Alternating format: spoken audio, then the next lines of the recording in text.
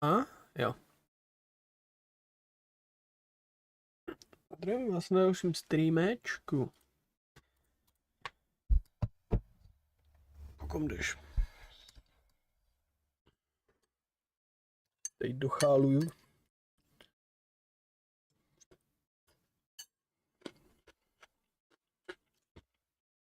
Docháluju svačinku.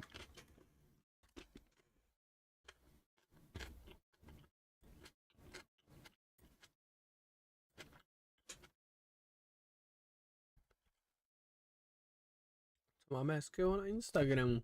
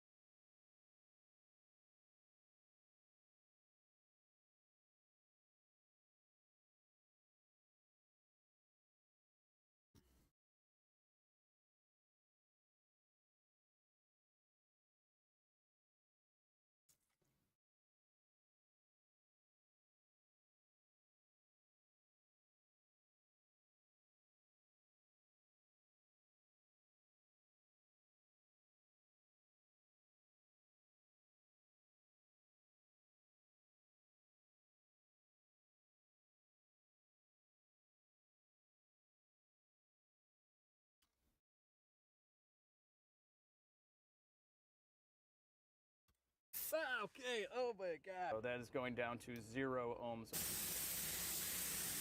Let's see.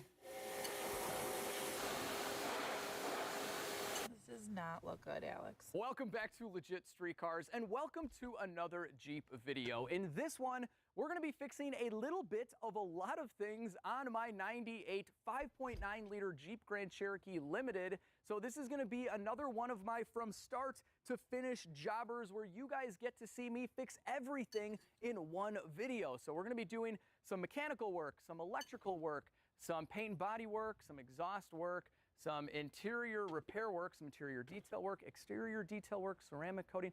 We're probably going to find all sorts of other things to fix on this as well, so you know the deal. Grab yourself that cold pop, cold beer, water, coffee, some food, whatever you got, and enjoy the show. All right, first things first, we have to take off the front right wheel because I took this to get some gardening supplies a few days ago, and there was a lot of smoke coming out of here, and it smelled like brake pads. So I think after sitting for so long, the pads are frozen, and we can't drive it like that. So let's see what we got. The pads have a ton of life left, so there's a good chance the caliper is stuck, and maybe, just maybe, we can fix this for free, which budget is definitely going to be the theme of this video. All right, here we go. Don't break on me. Oh, it's turning right away. Oh, it's not bad at all. Oh, this caliper is frozen. This thing is on there. Oh, all right. It's coming off. Sweet. Not too bad. Oh, these are definitely frozen solid. The sliders are sliders no more. They're stuckers. All right, so here's what we have going on here. One of these is actually not frozen. This is what it should look like. Moves back real nice and easy. This one does not move back at all. So you want to take the path of least resistance, all right? So before we start getting heat out and hammers and start getting violent and angry, we are just going to take some vice grips here, clamp them on. Don't ruin the rubber. And we're just going to start breaking this guy free. Now this is really easy actually. I thought this was going to be much worse, so this kind of makes me think that the caliper itself is frozen because this thing was just smoking. Yeah, we've already broken this free. What we're going to do now is I'm just going to gently push down on the brake. We don't want to pop this out. That would be bad, so I'm just going to gently put some pressure on this, see if it even moves. We'll kind of go from there. I'm in the Jeep right now. I'm going to hit the brakes. Not a lot. So we don't want to pop out that piston. Let me try it a little bit more. This thing is not moving at all. I pushed the brake down quite a bit. I think it's frozen. I'm gonna try and push this back in. Man, this thing was frozen solid a couple days ago. And I don't know if you guys remember in the first video, this car had a pull as well. That can definitely be a sticking brake, whether it's the caliper, the slider. It could also be a hose that's collapsed. All right, yeah, go ahead real slow. Keep on going. See, it's moving. Keep on going. Okay, try it. Now go back up and press it again. Okay. Slow like you did. Yep. Keep going. Good, good, good. All right, stop. That's good. Wow. Yeah. It's definitely working. I think we just freed this up. All right, so we push that back in. Go ahead, push out again. Yep. Oh, it's working nice. Go again. Okay, okay. All right, cool. Yep. Yep, you can come off now. All right, I like it. Cool. Possible free Jeep fix number 1. Lots of different products for this. I've had good luck with this so far, through about half the bottle, so I don't know, maybe like 2 years of use, something like that. Grease it up real nice. And then just simply slide it back in. All right, pin number 2. There you go. Okay, we are good to go. Both are sliding. I'll do the other side as well. Before, when I slammed on them, the whole car would pull. Let's see, here we go. Yeah, we're good. We are gonna be good. Uh-oh. Pedal going all the way to the ground, brake light on. No! Pedal's going to the ground. Brake light means our fluid level has gone down. Oh, I'm so glad I'm only a block away. Stuff happens, people. This is the real world. No, it's in the back. Oh, my driveway. We fixed the one caliper and now a line probably blew up. All right, I told you we're gonna have to do more things than I originally thought in the beginning of the video. So let's figure this out. But before we do, and because you guys probably think my Jeep is a total pile right now with its leaking brake line, big rusted dent in the hatch, cracked up bumpers, and much, much more, let me show you a little sneak peek. This is the Jeep's paint after a ceramic coating with this stuff, the Armor Shield 9 from Avalon King. Now, you can always save 25% on the complete DIY kit by using coupon code LEGIT25 at checkout, but it's really easy. Just wash your car like normal and then wipe it. Car to hit the brake, so we'll see exactly where it's coming from. I think it's this line. Go ahead, buddy. Okay, oh my gosh, jeez. Woo, wear safety glasses, people. All right, do that one more time, buddy. Okay, stop. Yeah. No, that's enough. That's enough. That's enough. Do not do it again. Do not do it again. Seriously, we're done. Safety glasses. Safety glasses are very important. I still can see though, so that's good. Wow. All right, so we have a straight up hole. So for now, let's get this guy out of the way. We're just gonna simply break this off here so we can try and get a socket on the end. There we go. Oh yeah, came right out. So yeah, it's usually best not even to mess around with a wrench. There we go, just fell right out. Just break the line off, get a socket on there. This is a 10 mil in this case, and it came right out. So that is excellent news, guys, excellent news. All right, let's keep going with that. We're gonna break this guy off too.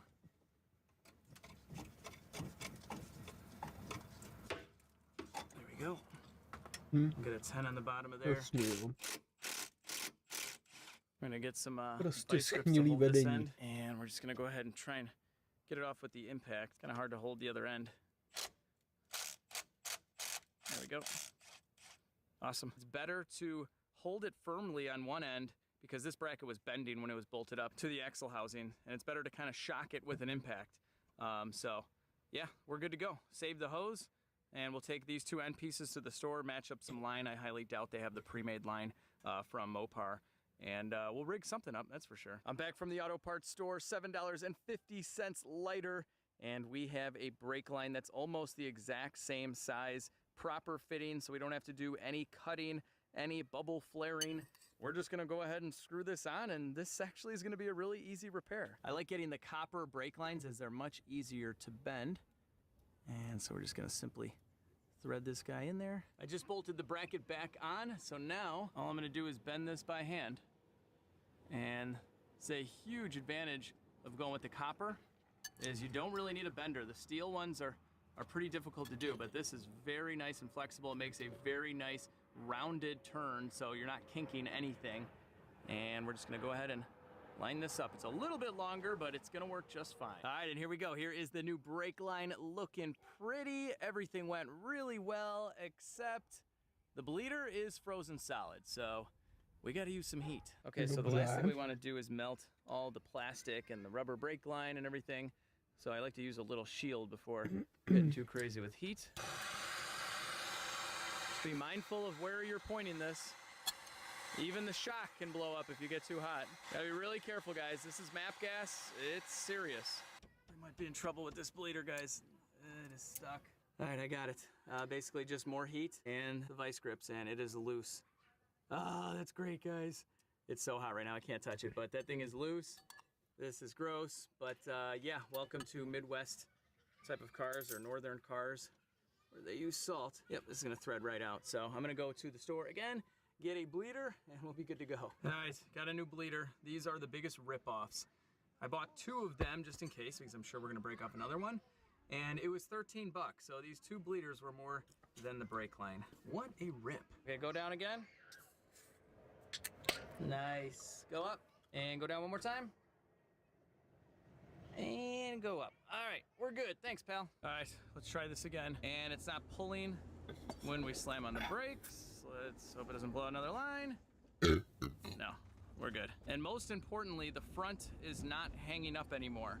So now that I'm driving it the way it is now, it rolls so much easier. It had a little bit of resistance last time that I kind of just chalked up to the brakes being rusted. Yeah, now it's just beautiful. Oh yeah. Ono to má jenom jeden klacek.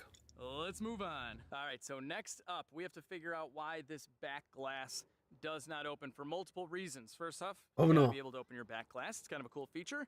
But I'm gonna be bringing this to the body shop to have this dent fixed and this painted. This probably will be the most expensive part of the job.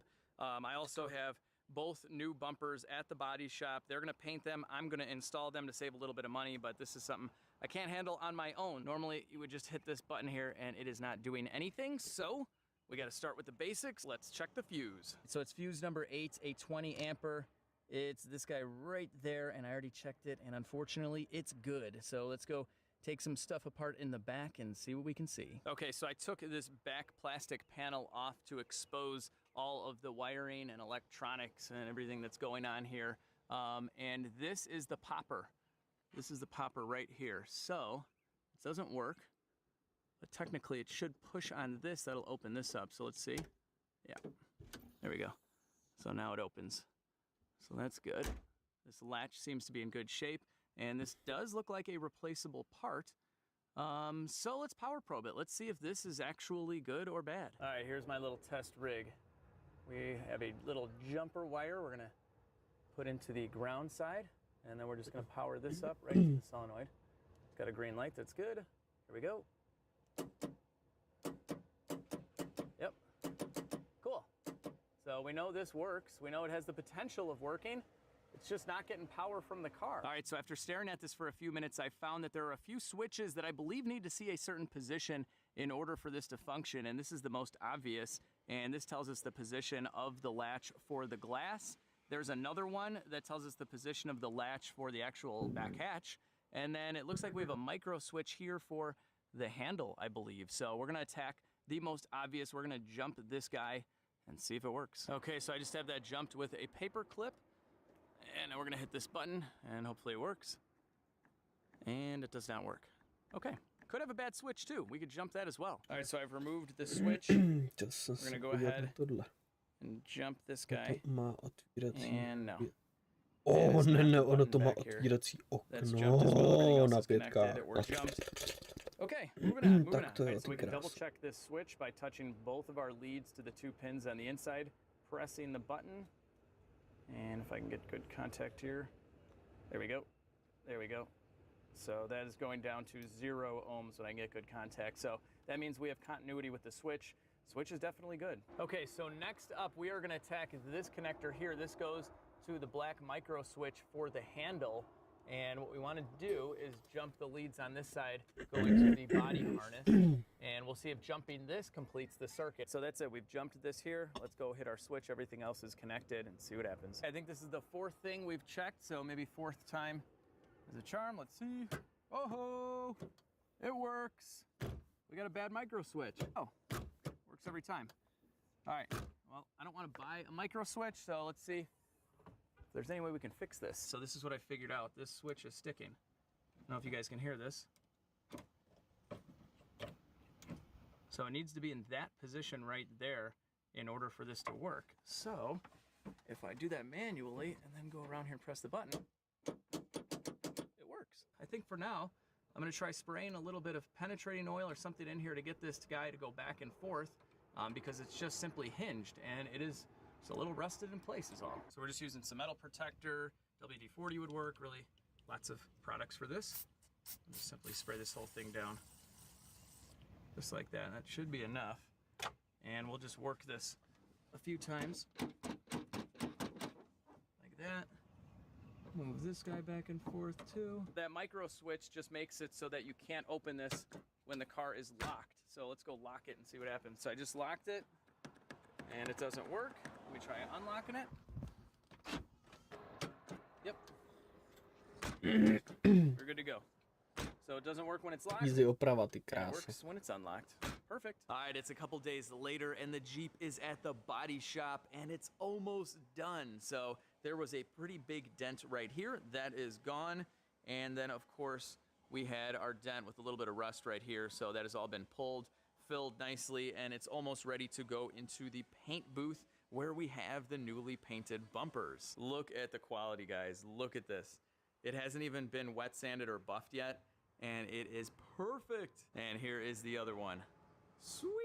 This is gonna look so good. Oh man.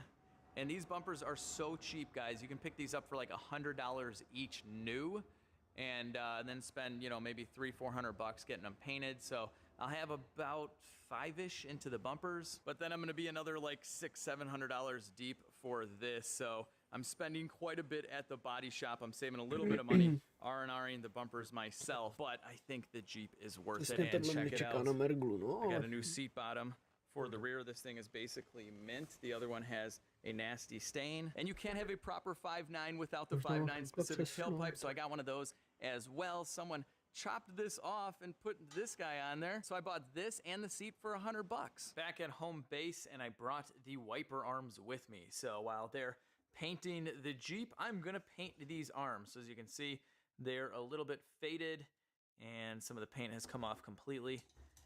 Yeah, so we're gonna sand these down, paint them, and I'll get fresh blades on here because these have deteriorated to nothing. Yeah. Here is my makeshift paint booth. The old alley garbage can booth. Works as well as any. So we're just giving these guys a nice sand down, little scuff. Once we restore the cowl trim with these new arms, it just shaves years off the look of the car. Okay, next I set up the wiper arms in my professional alley paint booth using a tripod and a wire, and I used whatever I had lying around the garage. So a primer and a black spray paint. I laid down 2 coats of the primer and 2 coats of the color, and then I let them bake in the sun. And here is the finished product. Not too shabby. It's the next day and the Jeep is all masked off and we are in the paint booth. So the guys already laid down the primer. Now it's ready for color and then clear.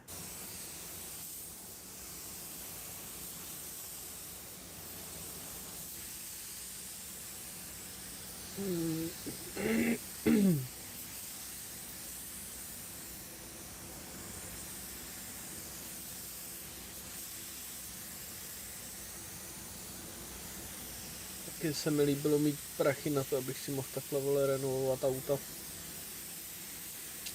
To byla paráda mít na to cash.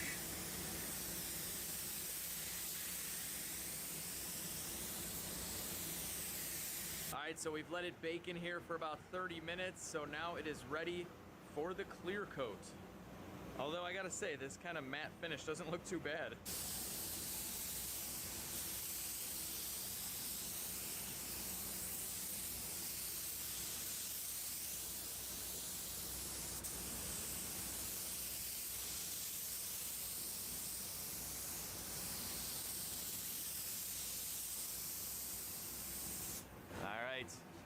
It's been about an hour baking in here at like, I don't know, 150, 160 degrees. Tape is coming off. All right, guys, this is the easiest bumper cover ever. It has like maybe 8 clips. There are no bolts, and you can literally just take it off with one hand while filming. Look, we don't even need to swap over the fog lights. They stay with the Jeep, and this is kind of nice to see behind here. Doesn't look like this thing's really ever been in an accident. That looks to me like an original sticker, or at least a very old one. And a lot of times when something's been in a wreck, these brackets are slightly tweaked. See that screw right there? That's never been turned. The Jeep did have a pretty nice Carfax, and this definitely shows. Pretty cool. All right, out with the old, in with the new. Looking so good right now. I'm off on the headlights as well. But the old bumper had cracked down there, and it was missing a chunk, or it's still missing a chunk right here. So for the cost of these things, like about $100, you can find them online.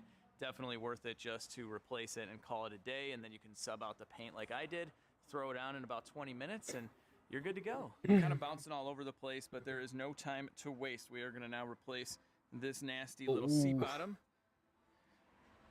with this basically perfect seat bottom. And I'll probably end up taking this back off during the interior detail, but this is really easy. Literally just slide it right in like that, and you're done. All right, so the AC on the Jeep is not cold at all, but the compressor is cycling on and off, meaning that it isn't completely empty. And considering this thing sat for 5 years, there's a good chance all it needs is a little bit of a charge, and then we'll have working AC. So I'm gonna charge it up. All right. I'm gonna charge it up. Rozebírá světlo. Aha. Goodbye, rear bumper. Dobře. Yeah, that thing was in pretty rough shape. Worse than the front. It's been real. Well, it's a little rusty. It is a Minnesota Jeep after all, but I'd venture to say it hasn't been wrecked back here either. This all looks original to me. Yeah, not bad. 3, 2, 1.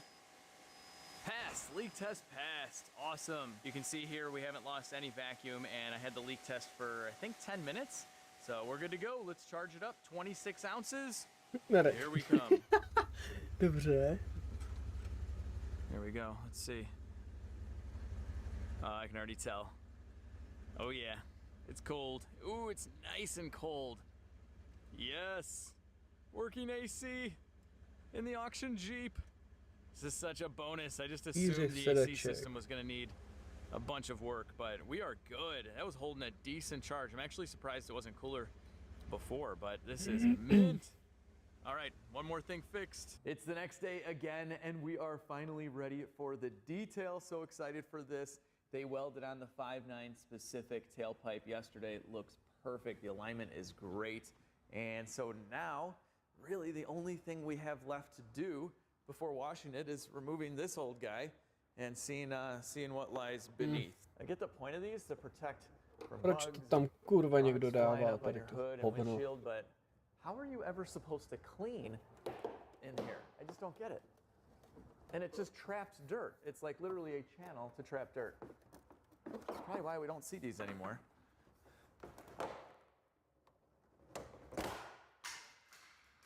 Právně, rozlámej to. This is so bad. It just trapped dirt in there for years and years and years. So we can pretty much guarantee this has never been washed. And there's no rust, which is a little surprising. And even the Jeep emblem looks to be in good shape. Tak vidím, jak to Ečko jednomu odlítne.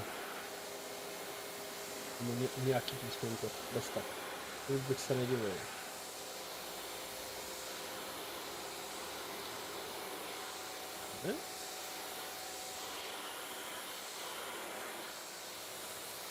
Takhle miluji, když můžu takhle něco vzít vapkou a je to takhle zajebaný, že to na tom je krásně vidět, jak to umytí. A miluju takové věci. How satisfying was that? Oh, that was so much fun. I wish there was more. Oh wait, there is kind of more. Hang on. See ya. Oh, and check it out, guys. We have all 4 new tires mounted, and not gonna lie, I'm a little bit worried about how I'm gonna clean up this wheel. I'm gonna use this iron decon from Chemical, guys. This stuff is phenomenal. I've used it on really dirty cars before I ceramic coat them. And it's also good at cleaning up wheels that look like this. So I'm gonna go ahead and hit these first while I'm rinsing the rest of the car. We might have to do this a few times to get this stuff off of here. This stuff smells so bad.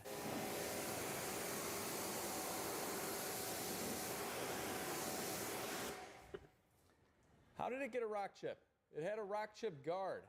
Like, that's literally right behind the plastic. What is going on? I want my money back. I want my money back. Let's see back. where we're at with this wheel.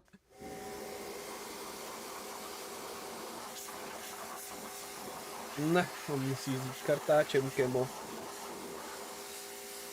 trošku lepší chemii. It's a little bit better. I'm going to go ahead and put some more of Nechci the říct iron úplně, že remover on potřebuješ there. We may trošku have lepší to chemii, get a ale little elbow grease in there minimálně to to vzít agitate it, kartáčem, but abys I think we tomu can get this mechanicky clean. narušil Here it is after strukturu. the first rinse. Looks pretty good except for the bronze wheel back there. So now I'm going to spray iron decon on pretty much everything. So I will warn you, this stuff really smells bad. And in some areas, it'll rinse off purple. So you're going to want to let this sit on the car for about 5 minutes to do its thing. And then you're simply just going to rinse it off. You can see some of this is turning purple right now. And we're going to hit it with the brush. Kind of hope for the best. Okay. All right, guys, I'm really not getting anywhere. I'd have to leave to go to a parts store to buy some wheel cleaner. If you've been watching some of my videos lately, I am out of my element just working at random different places. So we have some WD-40. This could very well work. This is a little trick I learned a long time ago. So I covered up the caliper, and I'm just going to go ahead and soak the wheel in this stuff. I use the brush on this area, that's why it's coming up, but I think it's going to work. All right, it's been soaking for a little bit. Wow, this is going to really suck. Yeah, I don't know about this WD-40. This is just an extreme situation. I just got back from the parts store. They didn't have the best selection of wheel cleaner. I'm not gonna lie, I don't really have too much faith in this. I think it's just gonna require a lot of elbow grease, so I bought these two guys. We'll see what happens. I highly doubt this is gonna work. All right, I'm moving on to the scuff ball. This isn't the super coarse one. I don't believe it'll do any damage if I'm gentle with it.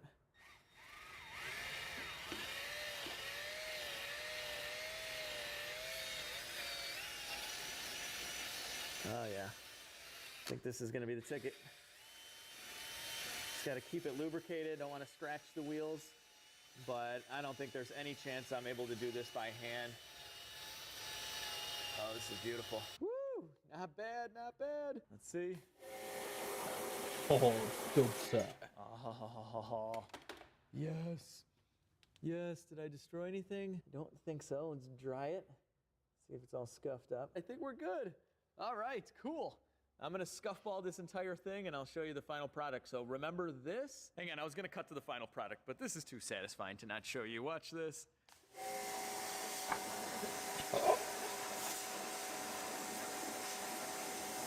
Miluji takový věci. This is looking so good.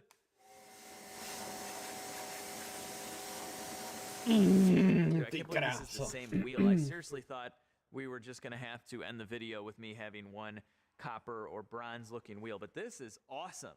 It's a little difficult to get in here where the lugs are, but yeah. This is gonna be the best looking wheel on the Jeep now. Weird. Now that the Jeep is clean, I see this pretty decent sized scuff / scratch. Ooh, I don't know if I'll be able to get that out, but let's give it a shot.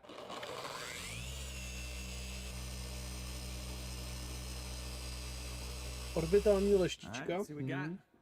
Oh yeah, this is really nice. Look at that, we got that scuff out completely. It's Jako perfect. co by ne?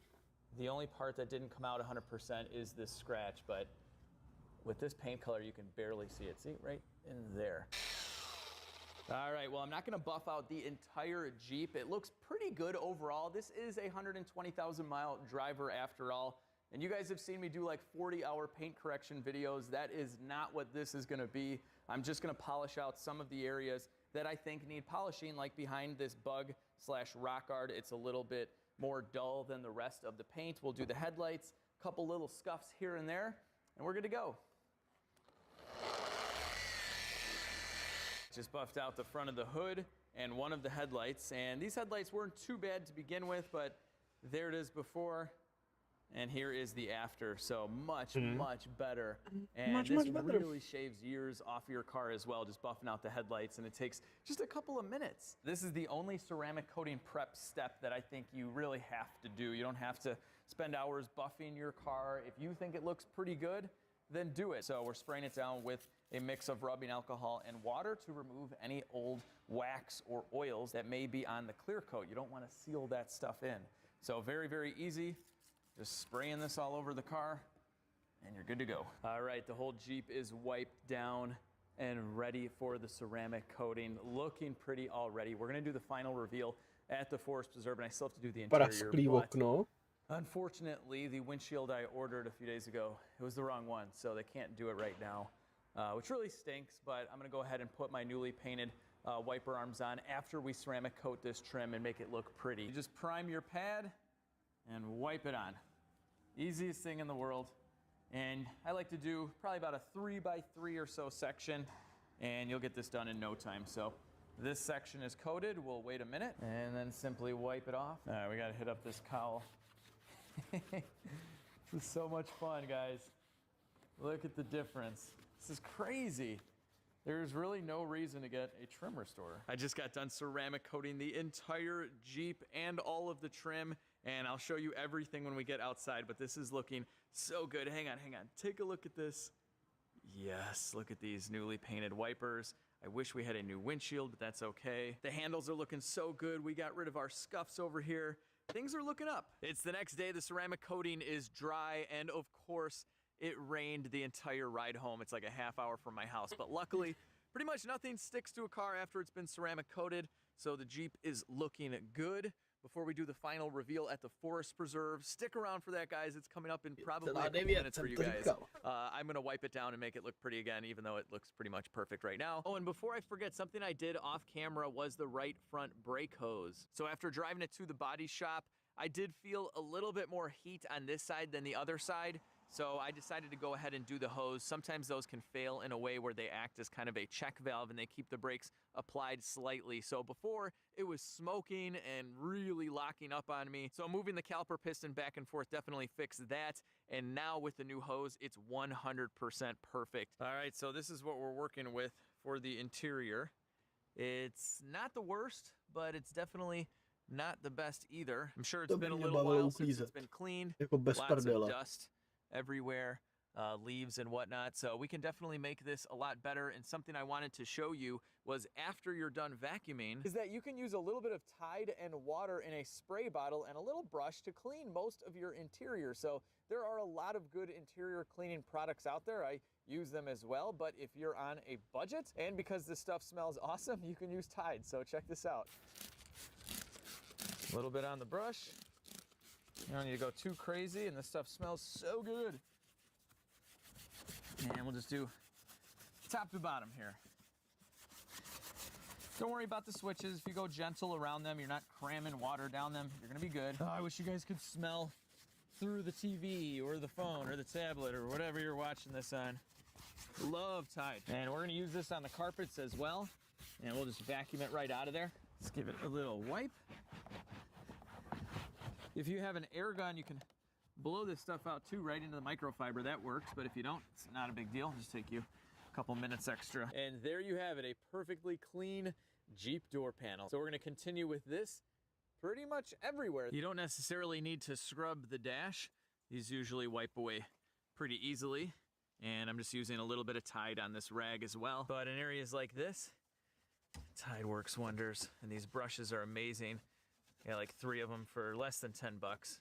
And I'll leave you guys a link to any of the stuff you see in this video. Everything will be down there. You guys get the idea. It's not exactly rocket science, but oh, wait, hang on. Something else I want to show you guys. So we're just going to saturate the carpets with the Tide again. And then you can get one of these brushes. I bought a kit off of Amazon. They're great. You put them on the end of a drill. Yeah. And you can really clean up your carpets in short order. Get a little bit more Tide in there. And that's why I like using the Tide. I mean, it's so inexpensive. I have like a gallon of it in my laundry room, and I just put, I don't know, maybe an ounce in one of these. And even if you go through a few of these, you're using like 20 cents worth of Tide. My battery was dying. Here we go.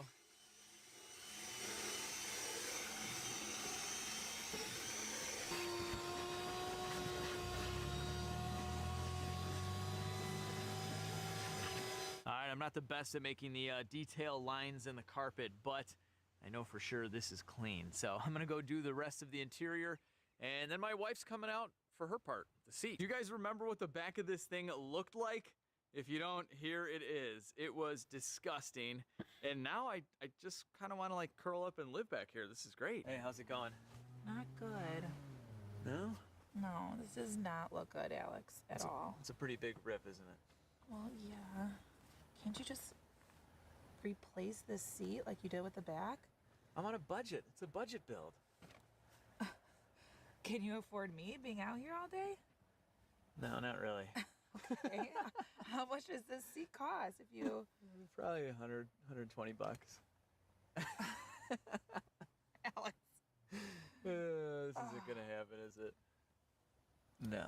No, it's just, this is not easy to get this through. Well, you know what they say, happy wife, happy life, and this wasn't really going anywhere, so I apologize, guys. I thought we were gonna be able to sew this up and make it happen, and maybe an upholstery shop could with a machine or something, but yeah, I thought this was gonna be like 10-15 minutes. I'm a mechanic, people, not a seamstress. I didn't know. I thought this was gonna be easy. I don't know anything about interiors.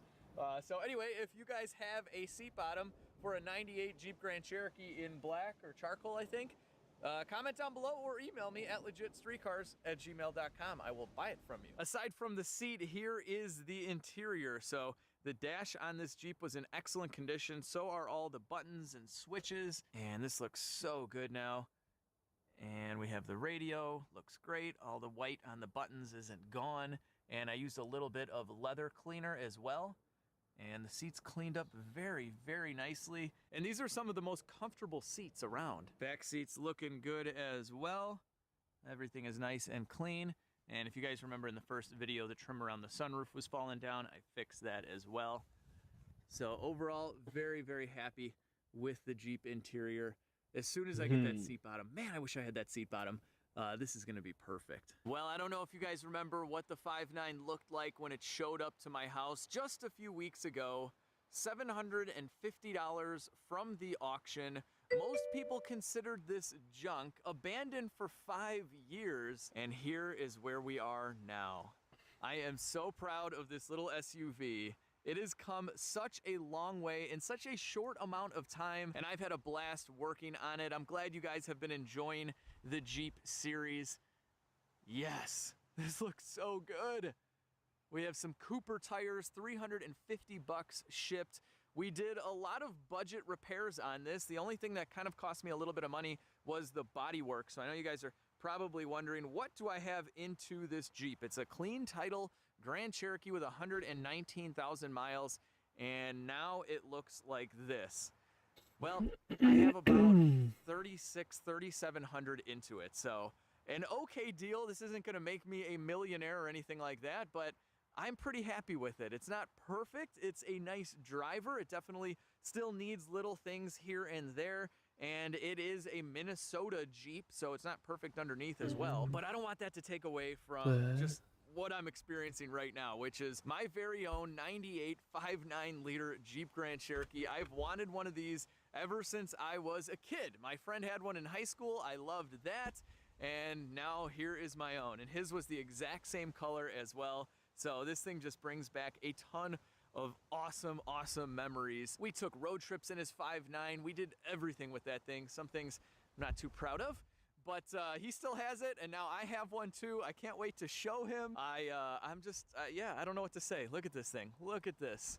So nice, so nice. We got to do some Jeep decals, whatever, but wow. And it really, the paint is shining up like crazy. I mean, this thing was just left at the auction to die. Look at it. Look at it. And this is without a major buff. The paint just wasn't that bad. So I went around it with the clay mitt. We took everything out of the clear coat, and here she is. I basically just want to film another 5 minutes of me walking around showing you how cool this thing is. Look at the 5.9 tailpipe. This is so awesome. But you can always follow me at Legit Street Cars on Instagram and on Facebook, where I post up lots of pictures of my projects, and you better believe the 5.9 will be on there. So with that, I hope you guys really enjoyed this video, at least as much as I enjoyed making it. I am seriously having a blast with these little budget projects. So if you guys want to comment down below, what's another budget car you'd like to see me kind of spruce up and bring back to life in a pretty realistic fashion? We do some of the work ourselves. We sell out the stuff we can't do, buy used parts. It doesn't have to be that crazy. So let me know in the comment section. Give this video a thumbs up, share the video, subscribe if you're new to the channel, and most importantly, have an... Hey, what's up, guys? Today, this abandoned 1996 Jeep Grand Cherokee has Přes a new owner, aplikaci. but after sitting underneath a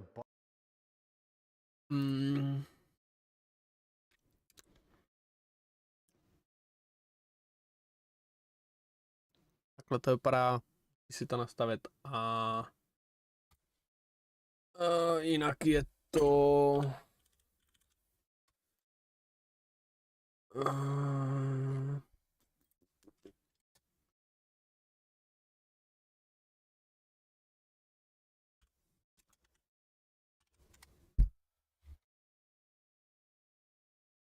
Tady.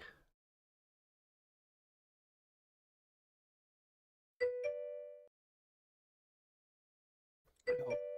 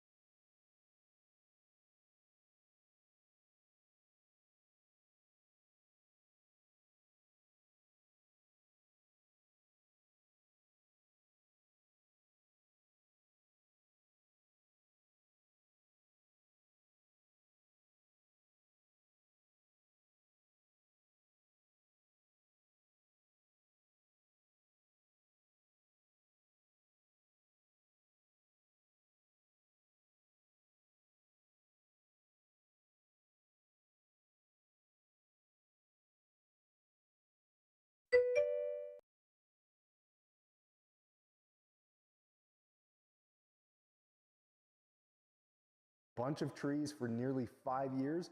It's time to get it cleaned up and looking good again. Now, of course, while that sounds easy, I know from experience it's anything but. Looking at this Jeep, and it's pretty clear the previous owner had some fun with it before it was parked, as it's absolutely caked in mud and straw. And in terms of the trees it was parked under, well, Chtěl bych those to would be mate. ash trees, as there's an enormous amount Reálně of seeds all around the tohle vehicle, by mě and the bavilo. roof has clearly taken a beating after sitting outside for years. Though you could say the same thing about the interior, except this wasn't caused by the elements. Looks like the previous owner let a family na of tom bych se raccoons hodně live in here, vyřádil, as ty it's krásy. completely trashed.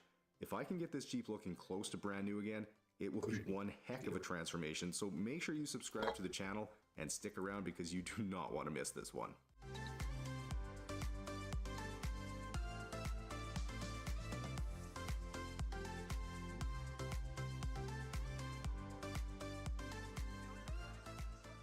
That must be a pretty epic game you're playing.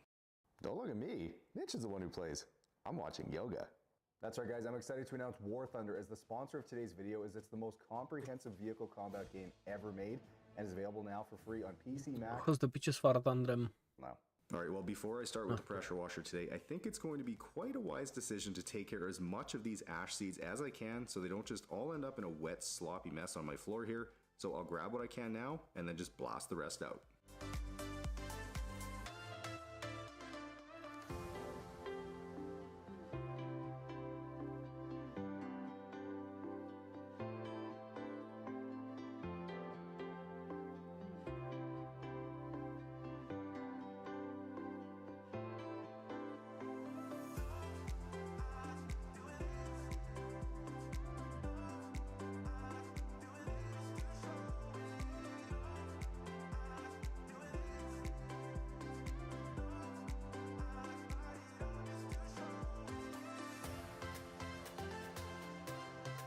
Well, after spraying off a bit of this mud, I can see that it is coming off with relative ease, and I know that because of that, I've seen quite a few comments asking whether I use any sort of pre-wash agent or not, basically something to soak and help loosen up the dirt.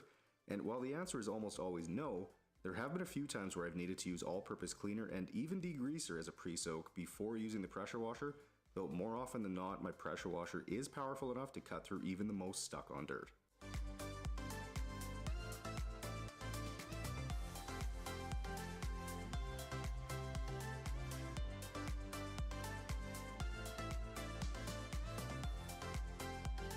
Hrozně satisfying tohle. Mítí luxování aut, ty.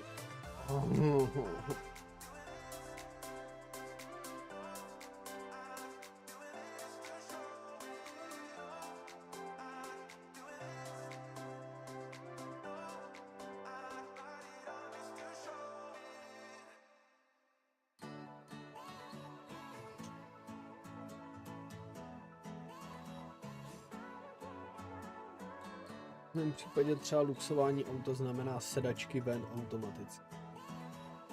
Prostě bez toho to nejde.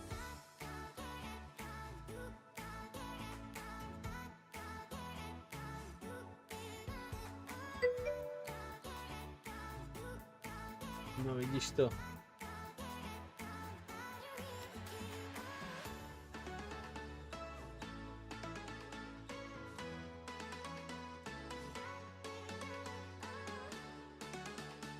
Taky mé. Now, as I spray out the wheel well here, I think it's pretty safe to assume that if these are caked in mud, then so is the underside. So when I get to that in a few minutes, I'll be sure to be extra thorough so I don't miss any mud.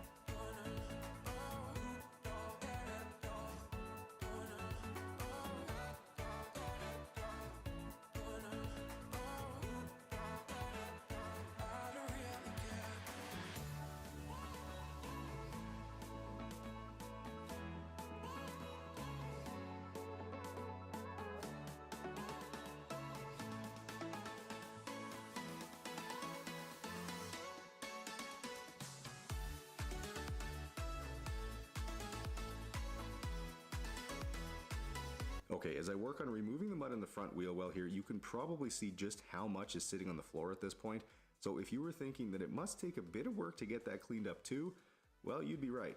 Though I have to say it is incredibly nice to have a huge drain pit like I do, as it can hold an enormous amount of mud, and it only needs to be cleaned out once every year or so. Now, if you're curious about the studio and what else I've got in it, then make sure you check out the studio build series that I did over on the second channel, The Detail Geek 2.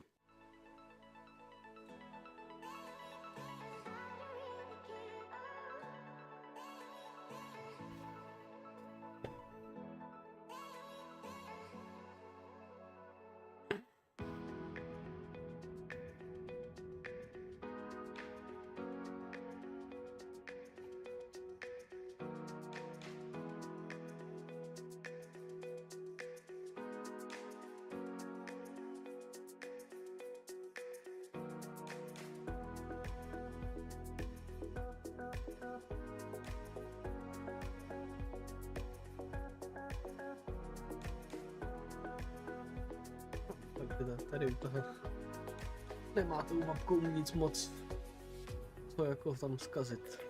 No mrknu, nastříkám do dveří to a mě vyhoří auto.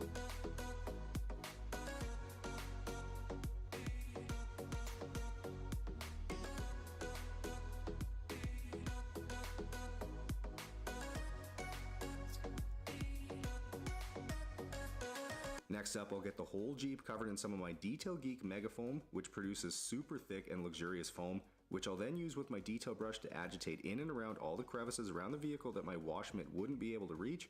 So if you want to include this step as part of the next detail you do on your own vehicle, then check out everything that DetailGeekAutoCare.com has to offer.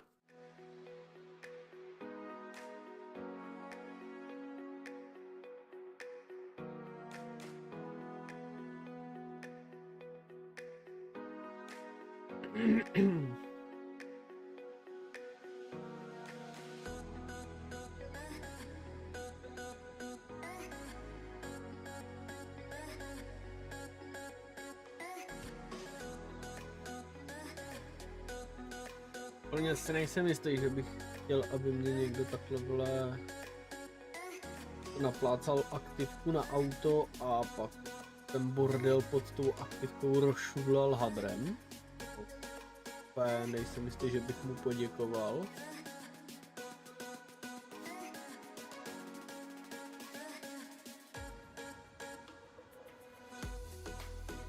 Okay, well, after the seat bolts put up a little bit of a fight, I did manage to get Přesně them out takhle já and then luxuju remove the auto. front seats, though the second row didn't have to come out today, since the bottom portion folds up so easily, but there is one heck of a mess hiding underneath. But before I can get to that, there's still a pile of stuff to deal with in the back, and after discovering that the hatch doesn't open, thankfully the rear glass does, although the supports are toastier, but I did find something to prop it open with so I could get this stuff removed without too much trouble.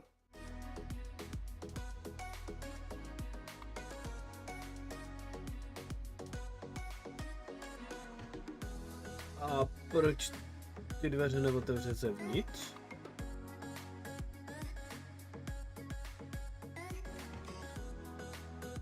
Nevěřím tomu, že ty kufrové dveře nejdou zevnitř otevřít.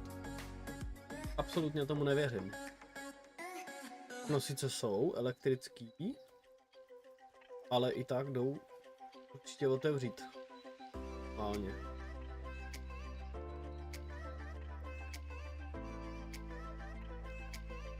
Ale to je hrozný humáč na těch kobercích, ty vole.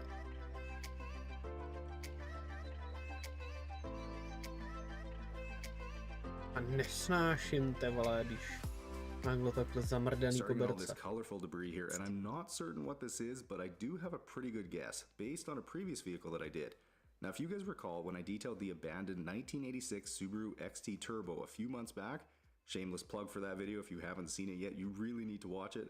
But anyways, there was one of those reusable grocery bags in the back seat that had basically disintegrated into a ton of tiny little pieces, and this red stuff in here looks exactly the same as that. So that's my guess as to what it is. Probably a result of UV rays from the sun beating down on it for years.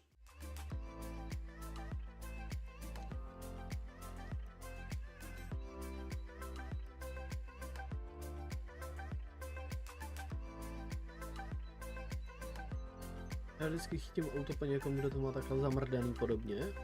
Tohle je čistím. Stejně tak tohle vždycky schytám auto po nějakým čurákovi, po kterým to auto dávám dohromady. Ano, Mergl je teď teda jako výjimka. Mergl ten se mě jako vyloženě poved. Kupátko zprasený, 34 zprasená, 36 zprasená. Subaru taky dobrý, ale 5 zprasený.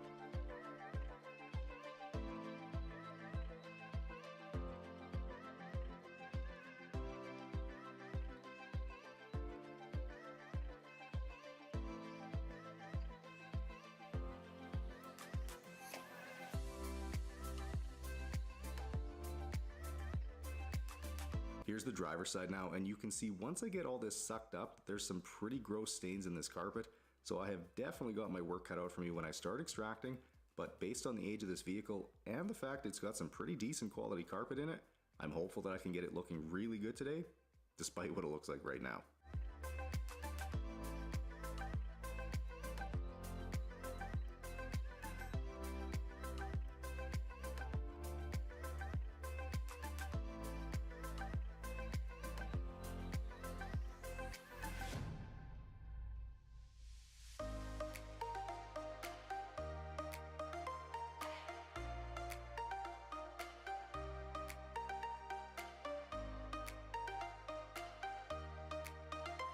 Ještě to pro jistotu beru kartáčem ve vrtačce, abych vymet toho koberce veškerý bordel. Hlavně v kuchni to používám, protože to vyloženě toho vymete veškerý bordel z toho koberce. Pak je dobrá vibrační bruska, vylepitý na podlahu takhle, a to z toho taky vyskáčou všechny písek, kamínky a podobně.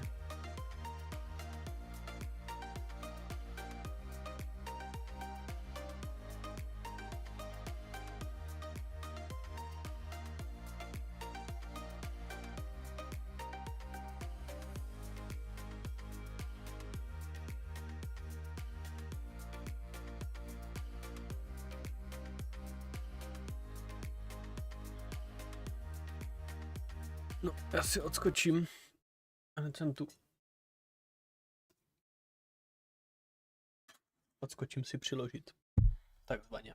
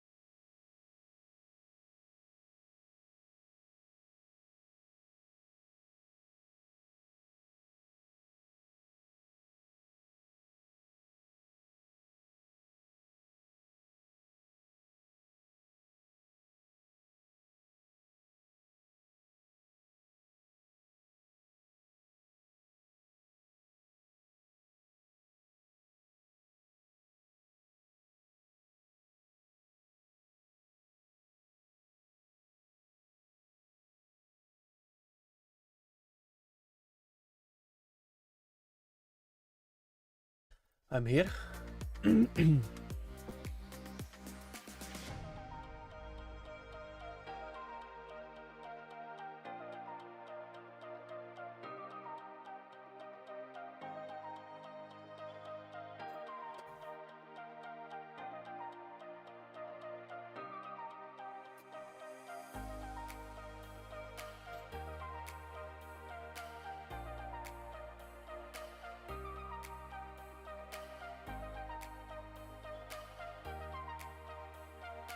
Já, je ten tapecí rung přes ty nejtky, vole, nebo co to je? Ty krávo. Okay guys, time to get to work on these carpets now, and if you've ever been curious as to the products and tools I use to transform these vehicles, well, almost every one of them is available over at detailgeekautocare.com, so make sure you head over there to check things out. But if you happen to run your own detailing business, then I wanted to let you know that we've recently started a wholesale program where you can take advantage of a significant discount to help you guys grow your detailing business. If you're interested, all the info you need is available on the site, and it's 100% free to sign up. Taky jsem nad ním přemýšlel, no, jako za 4 koupit tepovač.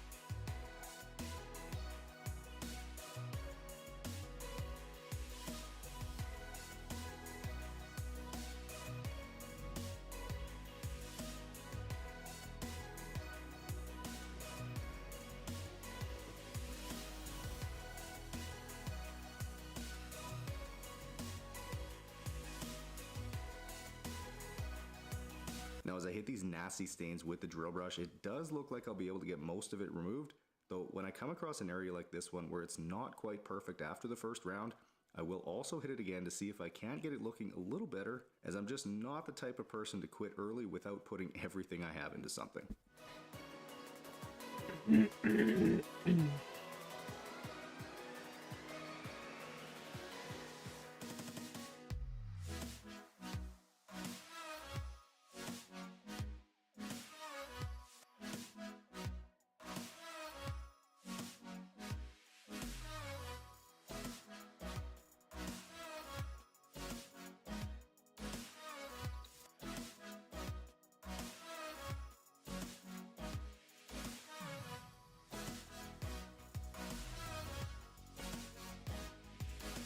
Here's the absolutely horrifyingly disgusting water pulled from the Jeep today, and because it's so bad, and I mean really, really bad, I figured you guys would enjoy getting to see it make its way down the drain too.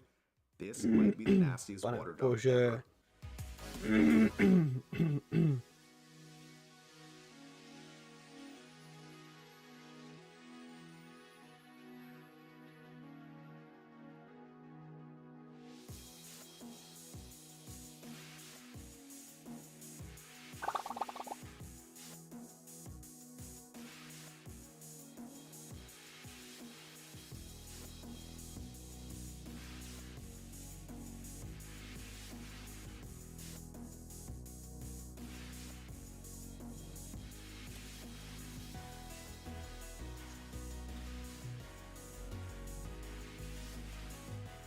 No jo, tohle tak to se frajer má, vole, parní ten.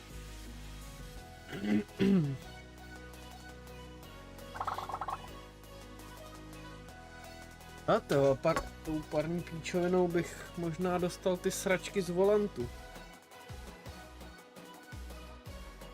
Moving to the back seat, and the steamer and my leather cleaner should make super quick work of the red staining from the disintegrated disposable bag, though there's no question in my mind that because these older vehicles are made with better quality materials, that's also playing a significant part in the equation here.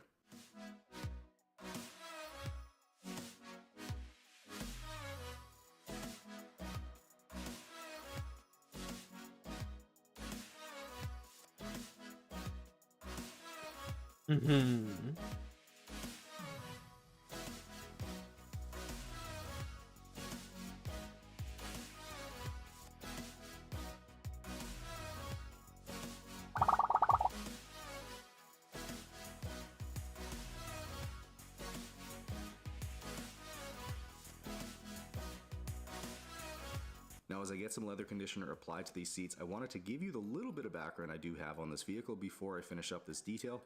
Now, I guess the previous owner parked it after it developed a few mechanical issues, and then 5 years later ended up selling it. Only it didn't end up having a whole lot wrong with it, and when the new owner had it fixed up with a new battery and a couple other small things in just a matter of a few days, the guy wanted to buy it back. And I'm sure that desire is only going to grow after seeing how good I'm making it look today.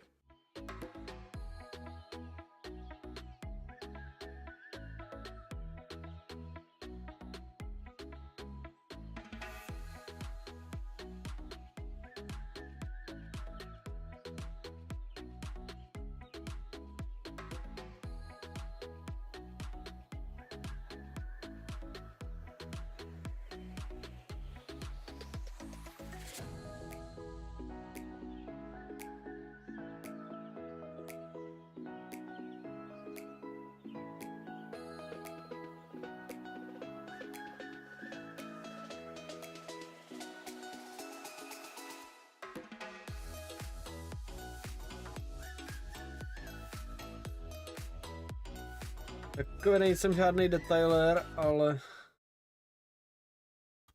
Behind this door is the biggest barn find we've ever found. And it doesn't run, and we have no idea how we're getting.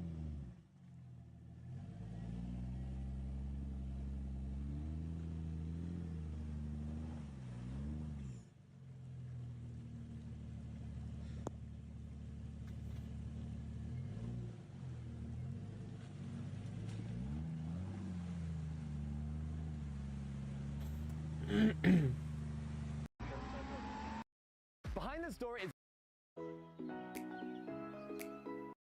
Okay, oh my god. So that is going down to 0 ohms. Viděli.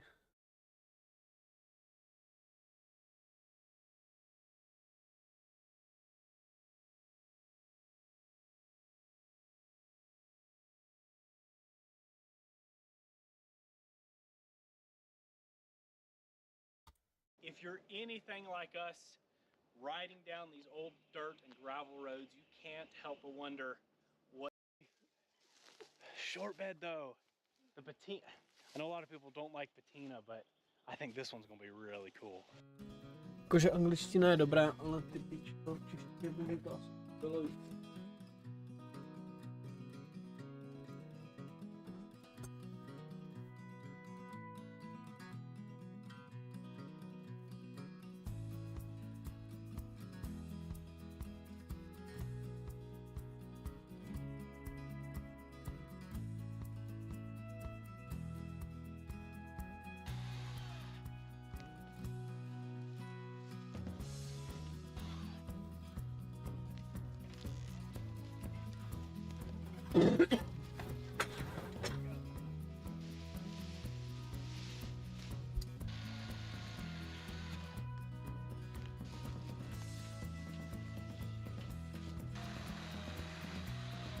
Republika Italiana.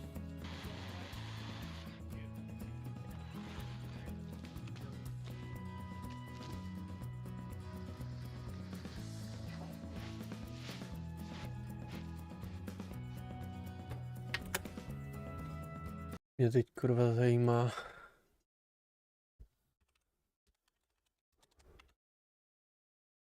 Ta skáměná.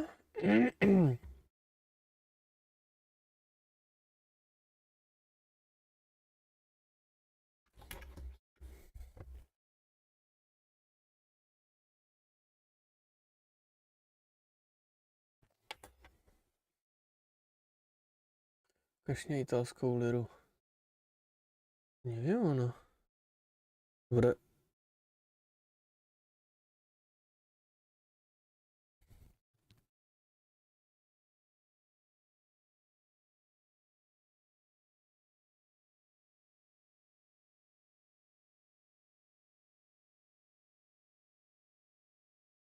Tady to mě zajímá.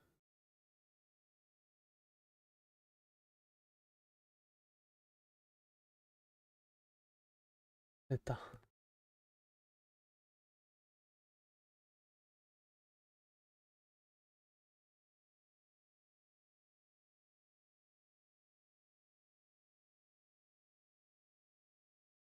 Jakože 1 česká koruna bylo 60 lir. Okay.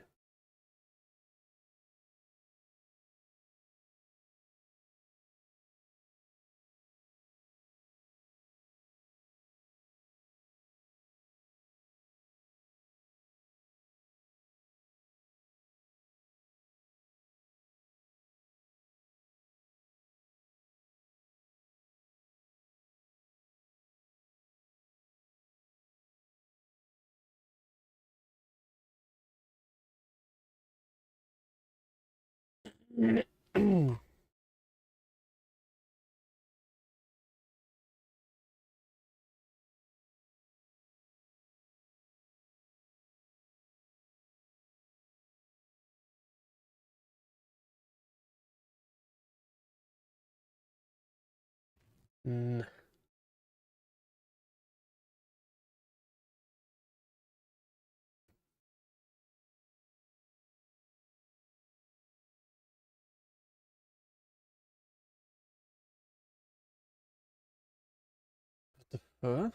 Tak co já to kurva mám za minci, vole.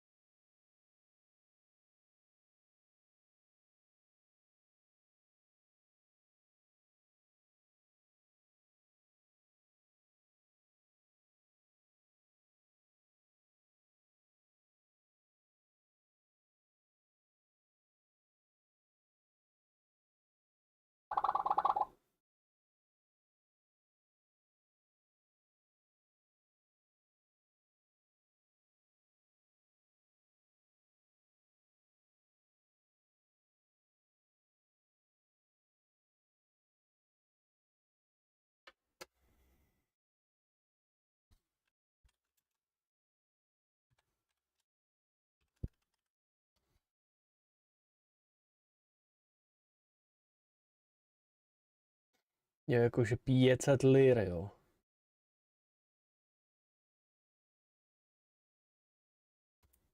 A to ještě k tomu pamětní mince.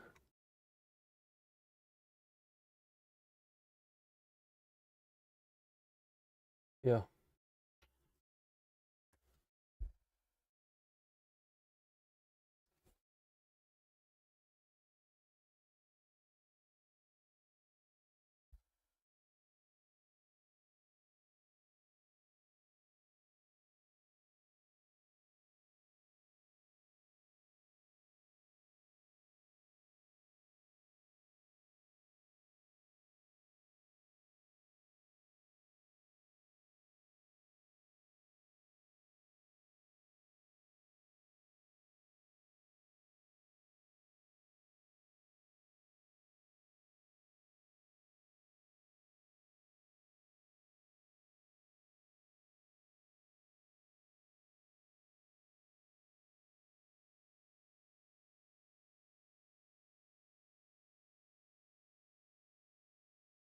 Tak ty piči, já jsem na blízko úplně slepej, ty krávo.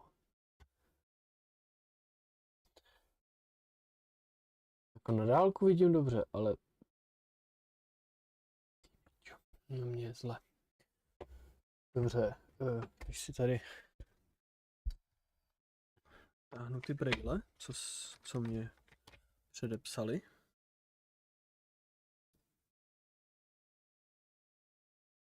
Ale nikdo ty brejle nenosí a jsou upatlaný jak hovado.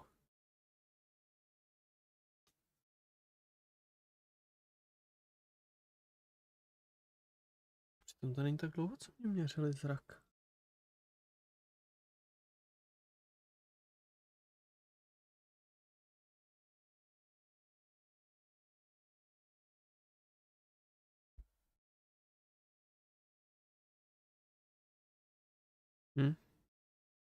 Ani tady ty brejle nepomáhají. Tady mám na zaostřování na počítač a podobně. Nevadí. Ale na dálku vidím. To, že nevidím na blízko, mě absolutně nesere. Nebo na blízko nevidím, vole, na pár centimetrů. Nastaláme. Takže to pamětní mince 500 lir.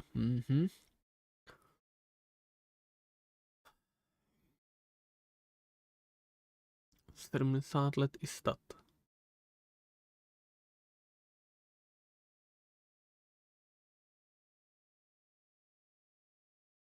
Dobře. Nic. Pokračujeme.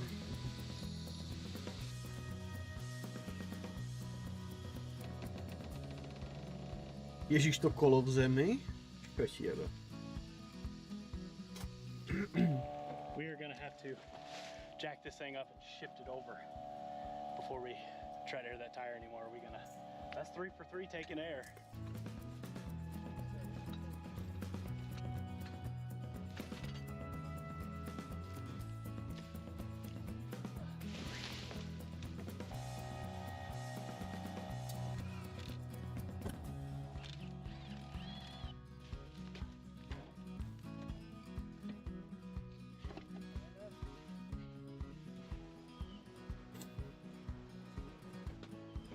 Mít na to prachy, tak tohle dělám u nás v Čechách.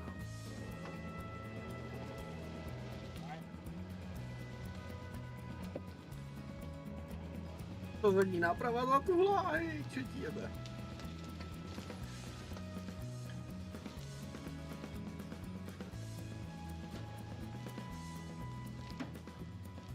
Mě by to hrozně bavilo renovovat ty auta, kurva.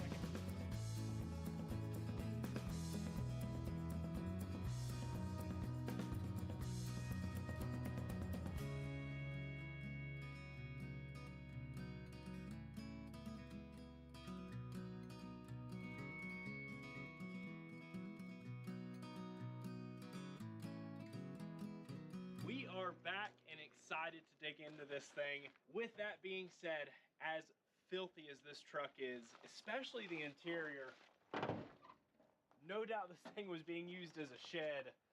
Let's go ahead and suds this thing down, blast it off, get it cleaned up. I want a little bit better set of rollers on it. Get under this hood and blow everything out. This thing it's absolutely disgusting in here. There was a ton of ants, and they have built nests all over the engine, all down around the sides. We definitely want to get all of that out of here before we start trying to move stuff around in here, not only for the engine, but for our safety. That's a lot of crud we don't want to be sucking down. And I've got to say, getting this thing out of the woods, specifically this side, it's got a whole lot of character. The trees were rough on this thing, but I think a good wash, you wouldn't even notice those few dings. Some whiskey dents. All weekend of whiskey dents. All weekend of whiskying dents.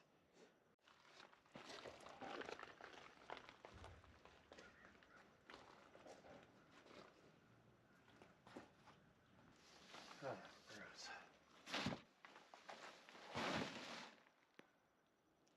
Ugh. Oh, the spider was coming to get me.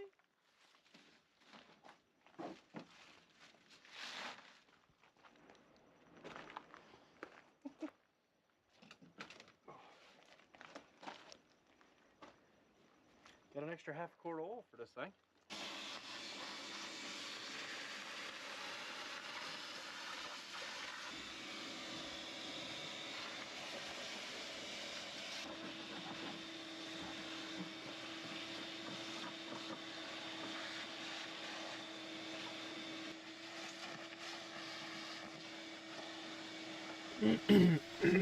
Přemýšlím, jestli má cenu tu sedačku vysávat nebo to vzít a zahodit.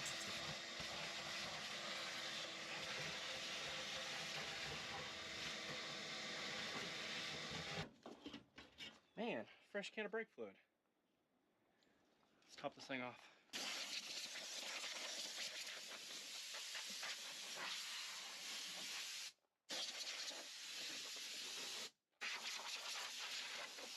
Definitely gonna have to figure out a dash. This one's disintegrated just like all of these. I don't wonder what material they used, because the dash cut top and the little vents just completely disintegrate on these. But otherwise, the floor on this side is super solid.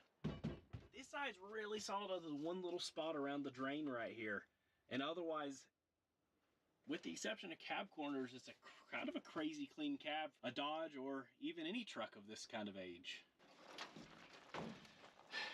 Let's make a mess. Man, did the Titanic have 318s in it?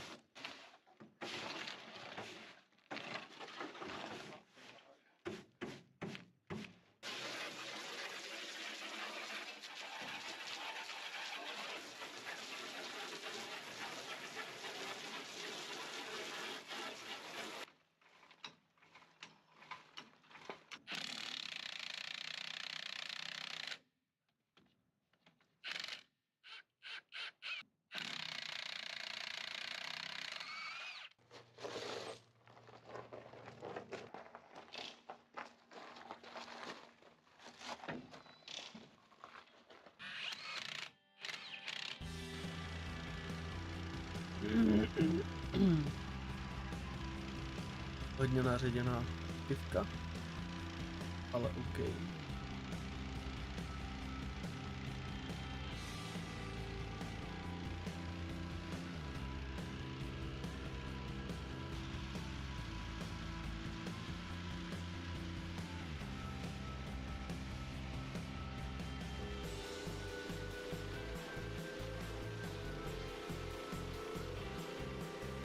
další strejda, co to má od vrchu dolů.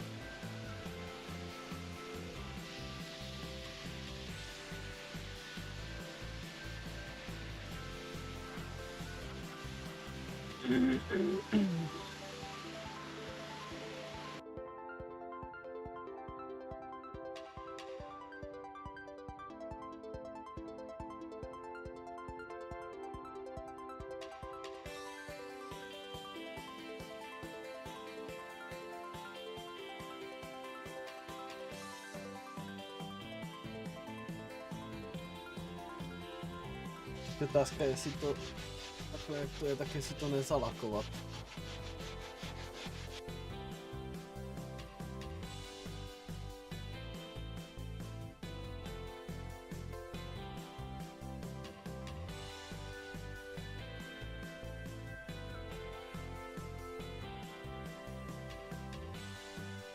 Jenom bych to reálně možná zalakoval takhle, jak to je.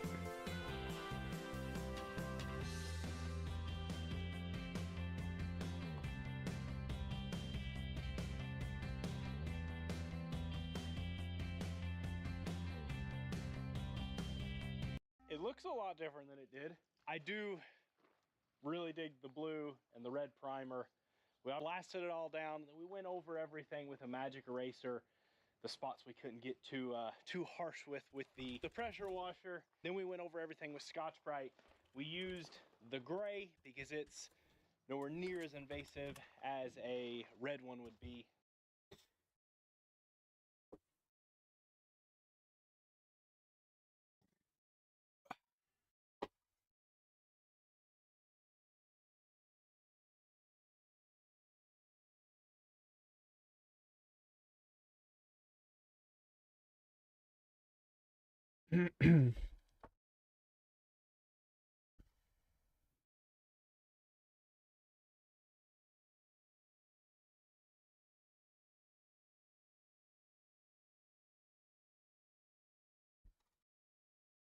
Mě zajímalo, proč se mě vole 99,99% videí zobrazuje v angličtině. Bych je chtěl jako v češtině. A ne, ty vole, on tam dal manuál.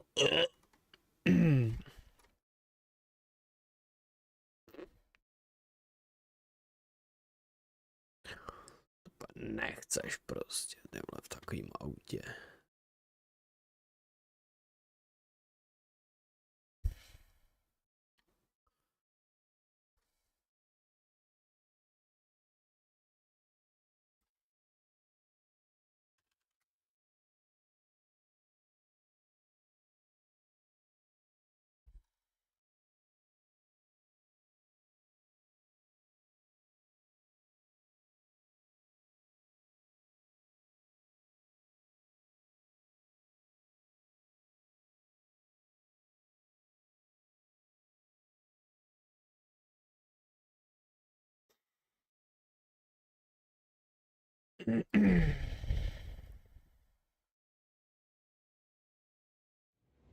Oh yeah, guys. Look at that beauty. Time for another ZJ video.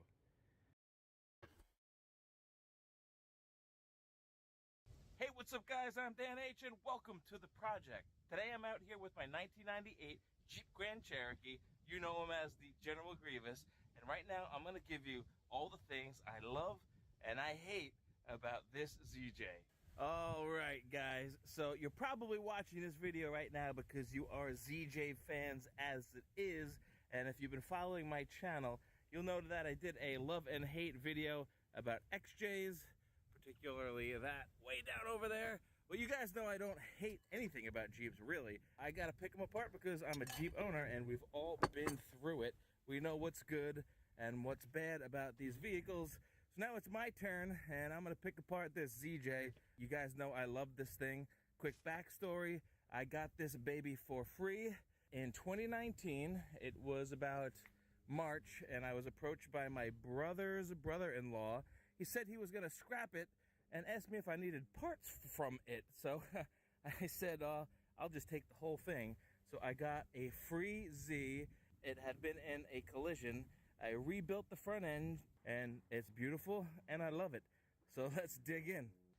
All right, starting in the engine bay. Here we go. We're gonna pick this thing apart slowly. I could judge this thing because I know it and I love it. If you judge somebody you don't know, you might get punched in the face. But since me and the General Grievous have a great relationship, I'm gonna start making fun of it.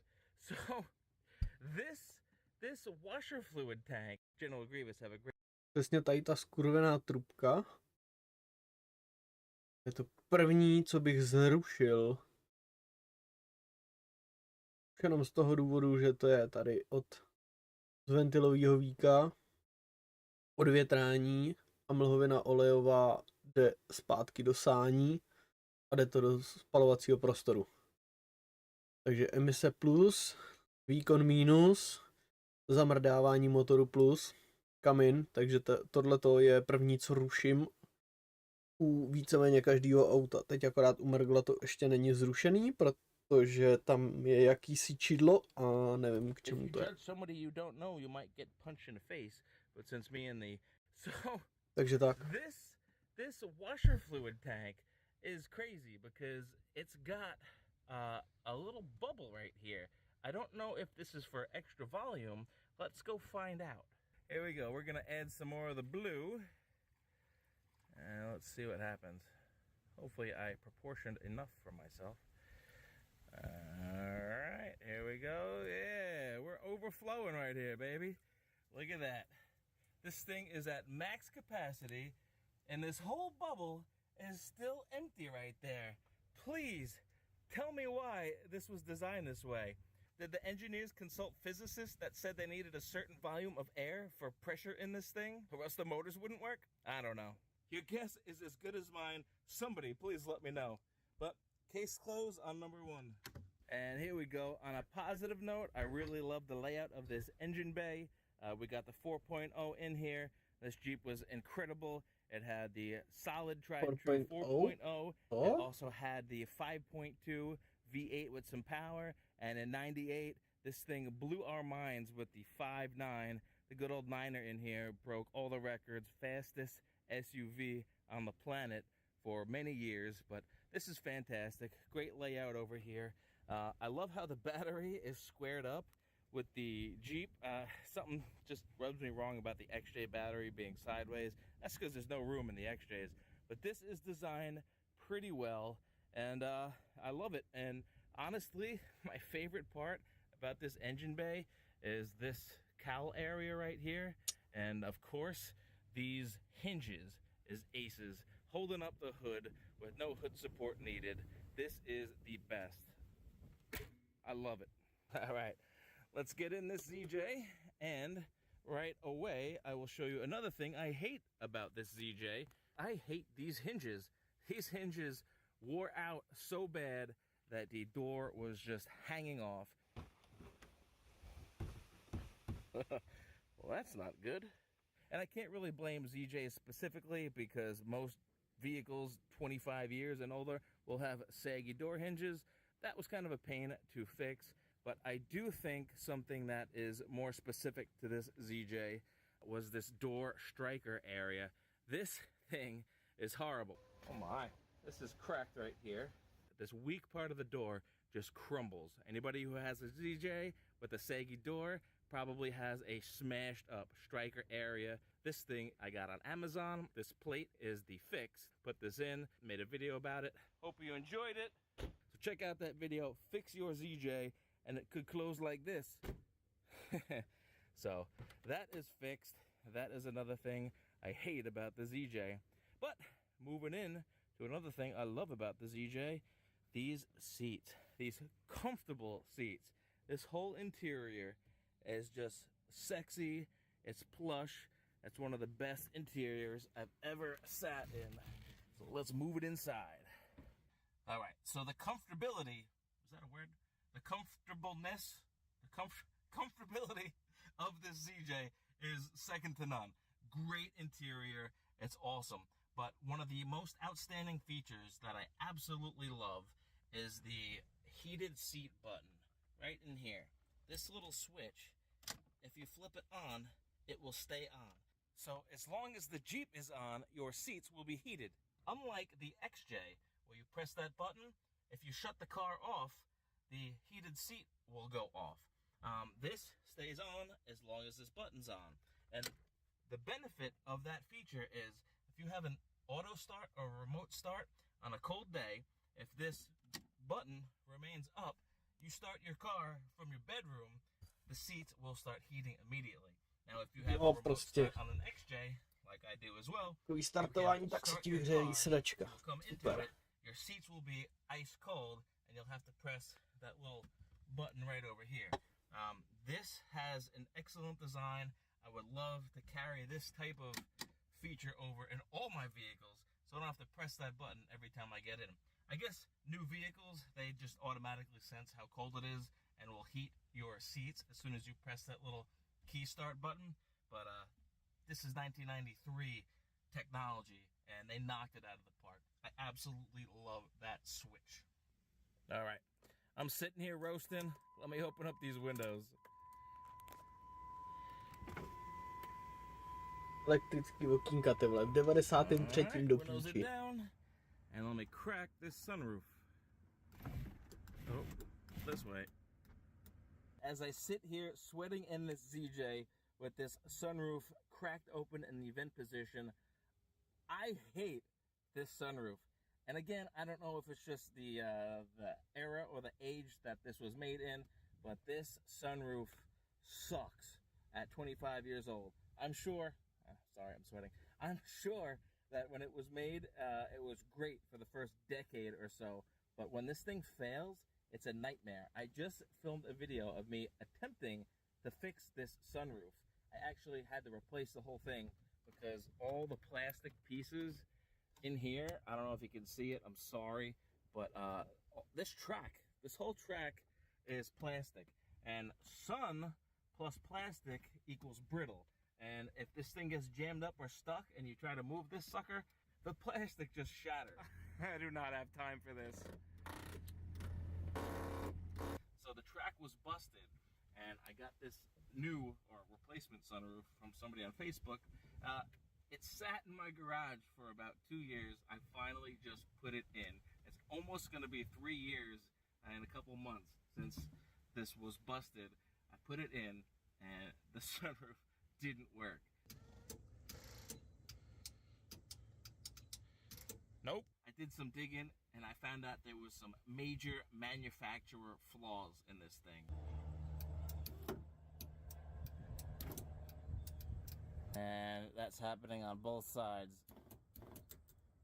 It needs the tension of this tube on this bracket in order to push the whole window closed. So I gotta lube the track and make some more friction up here. The friction on this has to be greater than the track so it can push closed. Holy crap.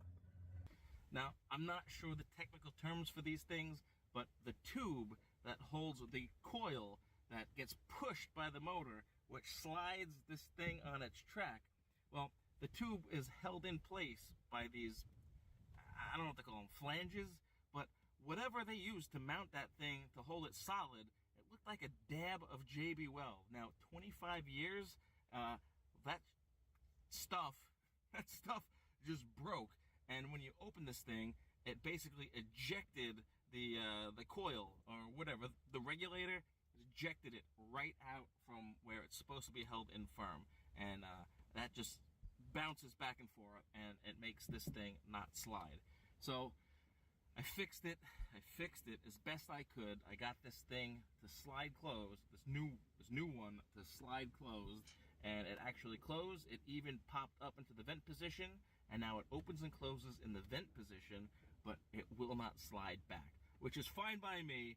That's cool. I could get a little ventilation here, and that's great. I don't have to worry about this sliding back there and getting stuck. So I'm just gonna use this thing as a little vent, open and close, and that's it. It's a nice feature, but boy, do I hate it. Can't forget about this dead pedal. This is great. I love it. Your foot is so comfortable when you rest it on there. X-Jays don't have that. Neither do WJs. While I'm still chilling inside this vehicle, actually, I'm not chilling, I'm sweating. Take a look at this. Oh, yeah. Memory seat buttons. I hate these. 90. So it's not so much the memory seat buttons, it's what the memory function does. Now, I wasn't able to activate the memory seats in this ZJ. I got a limited track which had the memory motors, but one of them was busted, so I never installed the memory seats. ZJ power seat with the memory function, but I did activate the memory mirrors. I got myself some limited mirrors. You can tell because the limited mirrors are painted. 93. Paměť na polohu sedaček a zrcátek. Co ti jebe? A memory setting, and because the mirrors have contacts that get dirty, as you can see, they're very tiny, they're very brittle. These contacts touch those little strips, and this is what tells your Jeep where exactly your mirror is. So if it's not where it should be, it will adjust until the contacts line up in the spot where you set it at. The mirror would just go up and to the right. So every time I got out of the vehicle, I had to readjust the mirror. I know you guys ask me about that all the time. It's just dirty contacts in the mirror.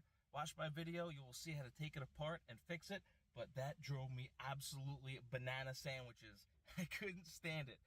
Let me show you what it looked like every time I got in the vehicle. Here we go. Press an unlock on the key fob after it was armed.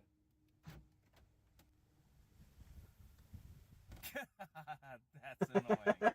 So to fix that, you gotta take off the mirror, take it apart, get to the motor, clean the contacts. My video can help you out with that if you really want to fix it right, or you could just pop off this door panel and unplug the memory function switch. It's a creature comfort that you don't need really. I mean, it's a Jeep and it's 25 years old, so whatever. I hate that mirror ever. So next. All right, another thing that I hated about this ZJ was the GDM, the graphic display module. Here we have the GDM, graphic display module, and it's exactly what it says. It's a graphic display. We got a picture of the Jeep, and we got full-time. So far, all this has done for me was say full-time, part-time, or nothing. Just these two rear wheels lit up. And that's it. Now this is a VIC. I couldn't stand the GDM so much that I went out and replaced it, got myself a VIC. Now, I love this thing. It's a vehicle information center, and it tells you a lot about your Jeep. These VICs can do a whole lot more. They show you taillights out, brake lights out, headlights out, doors ajar, coolant levels, washer fluid levels, all the stuff that the GDMs can't. The problem with the VIC is they were made with lead-free solder, which is kind of crappy, and over the years, these solder joints bust. Check that out, guys.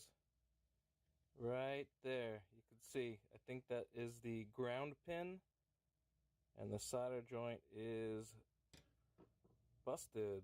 And it took a lot of work, but I got one that's functioning perfectly now, and I love it. I love that old school look, those nice big letters, tells you the time and date, with the doors open, the doors closed, all that other stuff.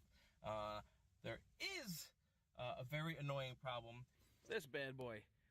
Right in here is the lift gate switch. Now, when this thing goes bad, when the window jiggles around, it will say that it's open, and you will get that annoying VIC beep. Oh, yeah, that's annoying. It's just really, really annoying. Oh my gosh.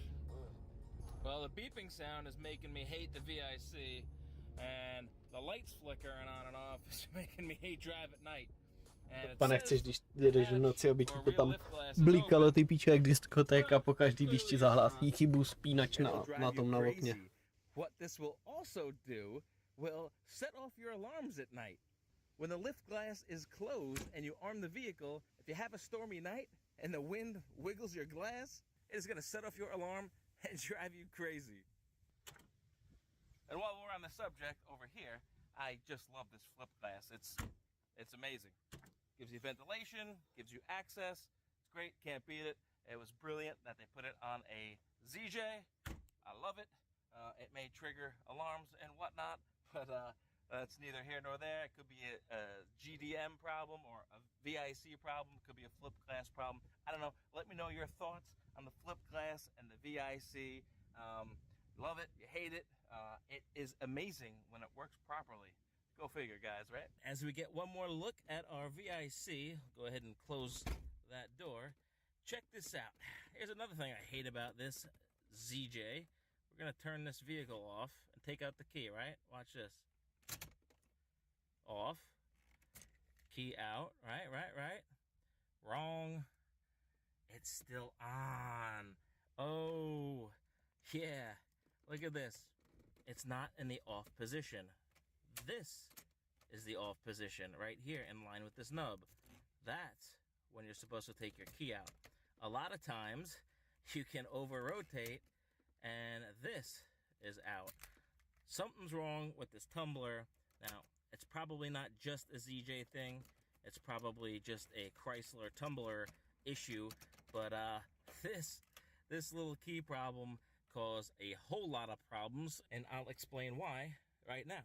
So this ZJ has been fantastic. I got it for free. It owes me nothing. I made some money on YouTube fixing this baby up, and I was so blessed by this thing, I figured that I would just pay it forward and bless other people with this. It is an extra vehicle, so I don't need this every single day. I got my XJs, the wife's got the Commander, all that good stuff going on. So yes, I let people borrow this Jeep, people in need. My sister ordered a new car when her car died, and the shortages lately, it didn't let her car arrive months and months and months later, so she used this thing. A friend of mine, his car broke down. It needed major repairs, so he used this for a couple weeks. The church missionaries came to town, and they were back in the States from China. They couldn't be in China because of all that other stuff going on. They used this car. My dad rolled his Expedition.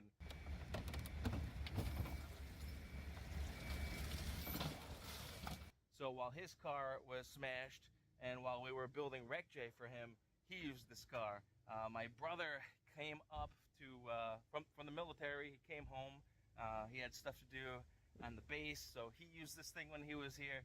I've lent this vehicle out to so many people, and just about every single one of them killed the battery because they over-rotated. I even gave them a warning, you know, hey, make sure the key is in the right spot when you take it out. But once the battery dies the first time, then they listen.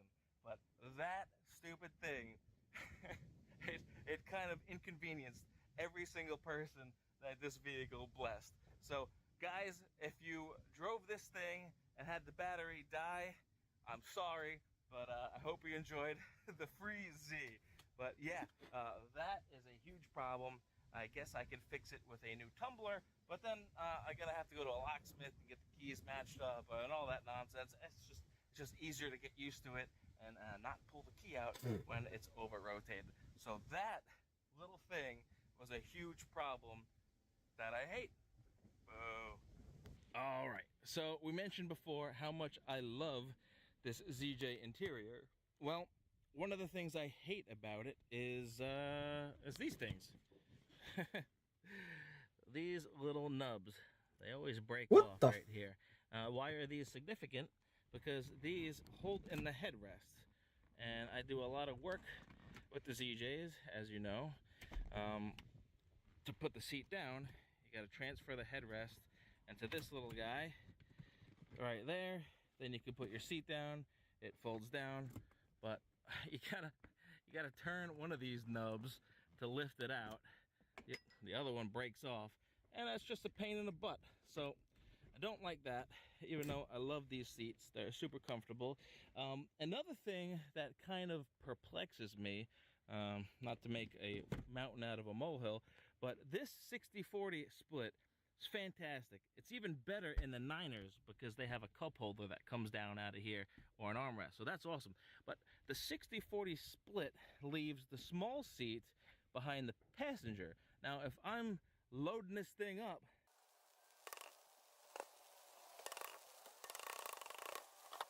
I would find it beneficial if the 60-40 split was on the other side. You put the small seat behind the driver. This way you could fold down the 60 portion and have yourself a lot more room folded down. Now, maybe the reason why they wanted the small side adjacent to the driver is if you have a car seat, you put the car seat on the small side and the driver can see the child. I don't know, makes sense. I guess kids are more important than stuff.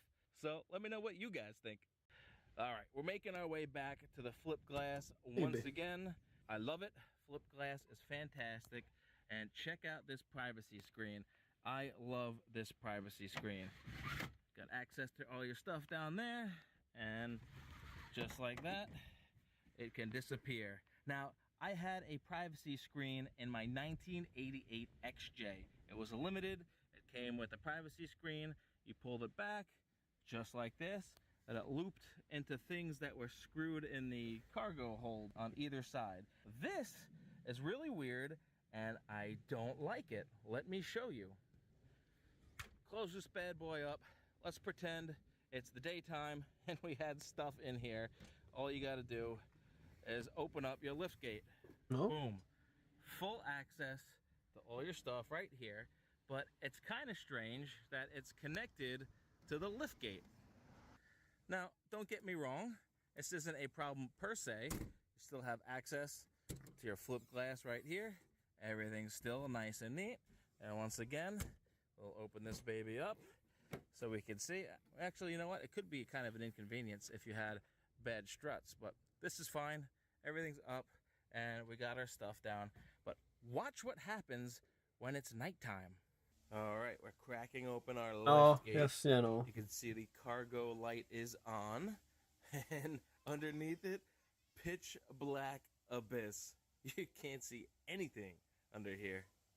Yep, that's right. To chce This ale... privacy cover completely blocks your cargo light. Je to and dobrý, it's pitch black in there. You can't. protože ta plachta skloní světlu zevnitř, takže sice absolutně nic nevidíš, ale na druhou stranu tady do té kapsy se nechá přidělat světlo. Nebo na tu lištu se nechá přidělat světlo, což je pro tebe daleko lepší v noci, než aby ti zevnitř svítilo světlo do kufru. Protože už jenom z toho důvodu, že když si bude svítit to světlo z auta do huby, tak hovno uvidíš v tom kufru. Se mě to několikrát stalo, že prostě to světlo, co je vevnitř v autě, mě oslepovalo natolik, že jsem musel hlavu sklonit pod zadní sedačky nebo si postínit rukou, aby mě to světlo neoslňovalo. Takže já když to, tak bych narval světlo tady do té kapsy. Jako není moc vidět, ale tam je vidět určitě. Tady do té kapsy bych narval světlo, anebo takhle na tu lištu, ve který je ta plachta. Aby to osvětlovalo ten kufrový prostor, ten nákladový prostor, a ne, aby mě to ze stropu svítilo do huby. Takže to nevidím jako problém.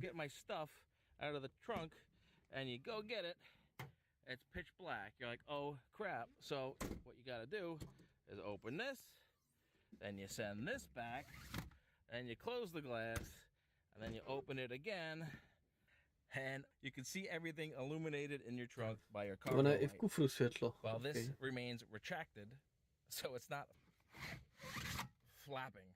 Now, my solution for this poorly lit cargo area is this.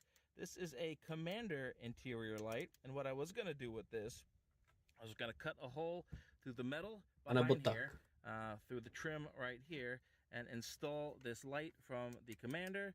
This has Yes. the exact same functions as this cargo light. Smart It's also idea. got the same wires. It's got the same plug too. But I was just gonna run some wires up the pillar, right up here to the cargo light. Smart idea, bro. Teď jsem to říkal, že bych tam narval na tu stranu to světlo. Sice do té kapsy, ale... And this is stuck right there. You got your very own cargo light illuminating the trunk space. So that would take care of that if I had time to do it. But let me just pop this in right here. A dej si to tam, ať na to nezapomeneš. At a later date. So yeah, I really hate the design of the privacy screen integrated into the liftgate, but it's really cool to have. They're very rare. If you could get one, I highly recommend. Tohle ještě v pohodě. Já jsem třeba na Merglu ještě nepřišel na to, jak to sundat z těch sedaček. I just kind of shove this right here behind my spare, like so, and this way this doesn't get in your way. You could put big boxes, tools, air conditioning, scrap stuff. Ale o tohle to je na píku vymyšlený, protože je dvou sedadlo s klápěcí za řidičem a zároveň na té straně je tady takhle rezerva. Takže sice je hezký, že tady se jako zvětší prostor přes tu sedačku, ale nás ten prostor zmenší ta rezerva. Takže když by to bylo splitnutý obráceně, solo sedačka za řidiče a double sedačka za spolujezdce, tak je to daleko lepší. Tam je sice jako podběh, ale ten je i na druhé straně, akorát, že za řidičem je na tom ještě přilepená rezerva. Takže za mě by bylo lepší, kdyby to bylo splitnutý obráceně, to zadní sedadlo. Are good to go with hauling. All right, guys, here we go down to the nitty-gritty. The number one thing that I hate the most about ZJs is these cup holders. That's right. These things hold nothing. Everything spills. Every time you make a right-hand turn, the momentum shifts and sends what's in these cup holders this way, spilling out the contents into your park brake or on your seat or all over the place. It's a mess. I hate it. They suck no matter what is in here, whether it is a Poland Spring bottle, a discontinued Red Bull cranberry, brake clean, delicious C-Force Chuck Norris water, or even an ice cold beer. Easy, nebuď píča a nech si od někoho na 3D tiskárně vytisknout tady ten ty objímky podle toho vyvýšení a jenom to tam takhle vsuneš, přilepíš to v tom prostředku na obou stranou pásku, jenom to tam takhle vsuneš a ta plechovka tam bude krásně držet. Done. Nothing stays in these cups unless you are able to find one of these babies. Look what just came in the mail. Check this out. This is a very hard to find ZJ cup holder. Look at this. Go ahead and put your bottle right in there. And look at that. It grips everything. I hope you guys enjoyed that footage that I just inserted when I was doing research on these cup holders. I did find that piece on eBay. I bought it. It should be coming hopefully within a week or so. And I don't know what I'm going to do with it because I have some sad news for you guys. I'm selling the ZJ. Not because of any of the stuff I told you that I hated about it. I think it's just time. I found the perfect buyer. He's actually flying in this afternoon, and he'll be taking this home. So let's give a quick walk around. We'll go say goodbye to the Grievous properly. Hey, what's up, guys? I'm Dan H, and today on the project, I proudly present to you this 1998 Jeep Grand Cherokee. This Jeep was donated to the channel as our new project car. That's right, free ZJ.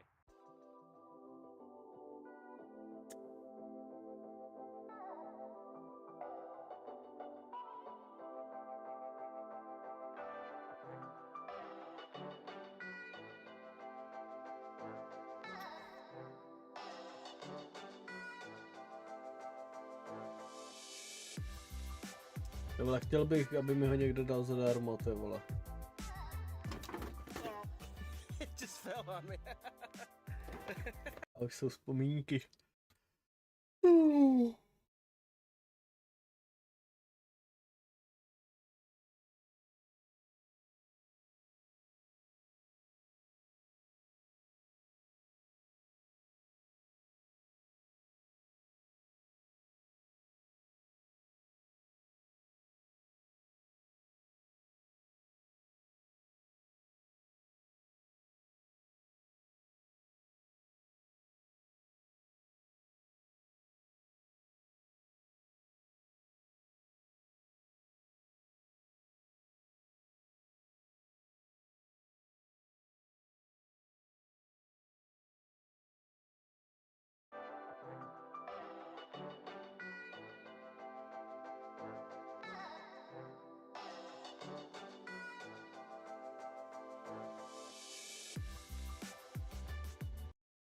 Hey guys, for 880 and welcome to another Hoovies.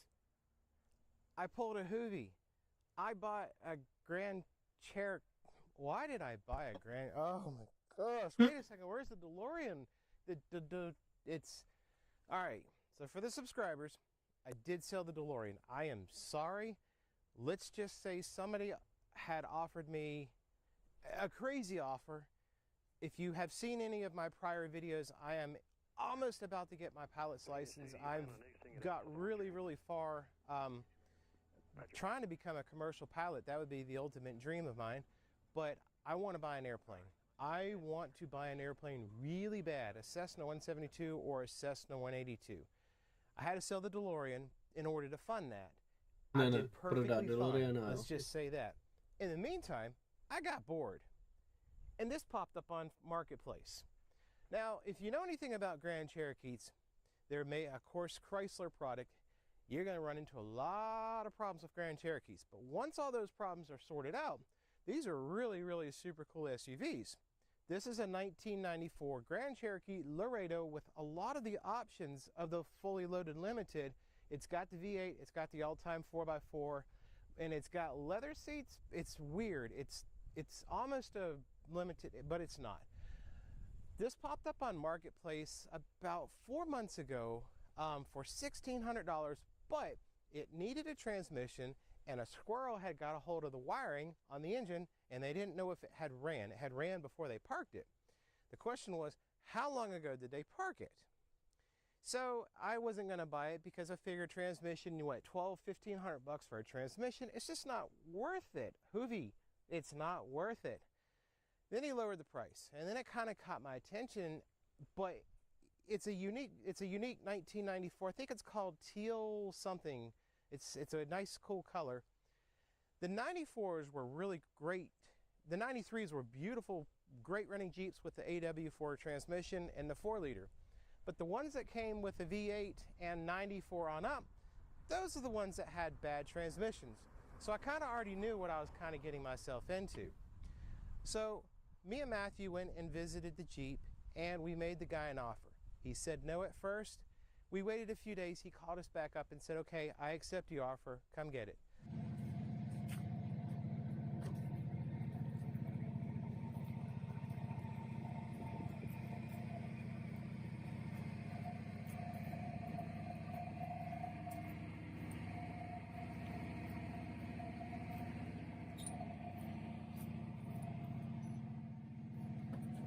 Beautiful condition. 134,000, excuse me. It's got the all-time four-wheel drive. Crazy enough, it's got the leather seats in it, but it's got mildew on the headliner. We're gonna have to clean that up. The headliner's shot. But other than that, everything else, the steering wheel's shot. But the door panels are amazing. Amazing condition.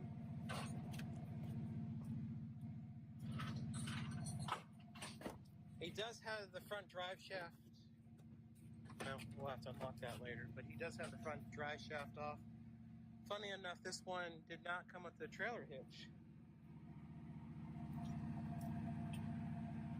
But yeah, let's get this back to the house and I'll show you underneath the hood and show you what we're up against.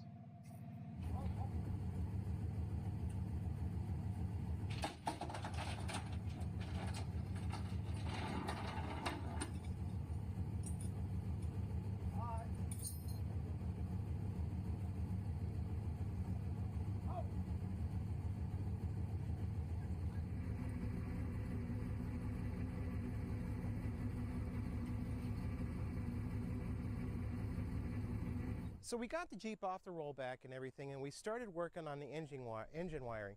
Now theoretically there was about 15 to 20 wires that had been chewed throughout the entire engine compartment, which really wasn't too bad. And I had a new splice system that I had found on Amazon that popped up on Facebook that has helped out with other wiring projects that I've had.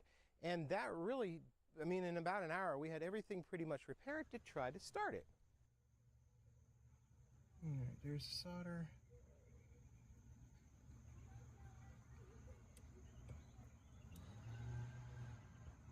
Okay. Oh shoot. Let that dry real quick.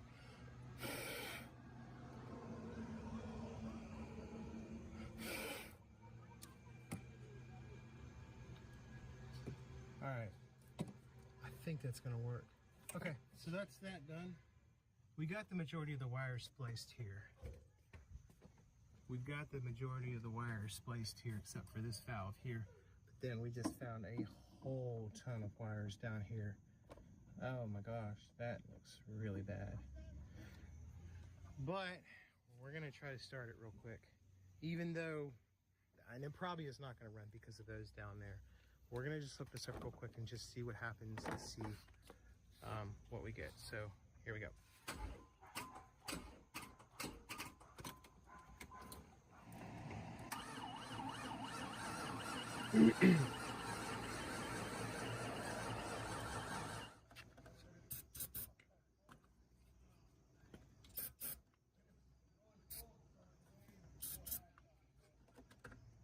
Okay, ready?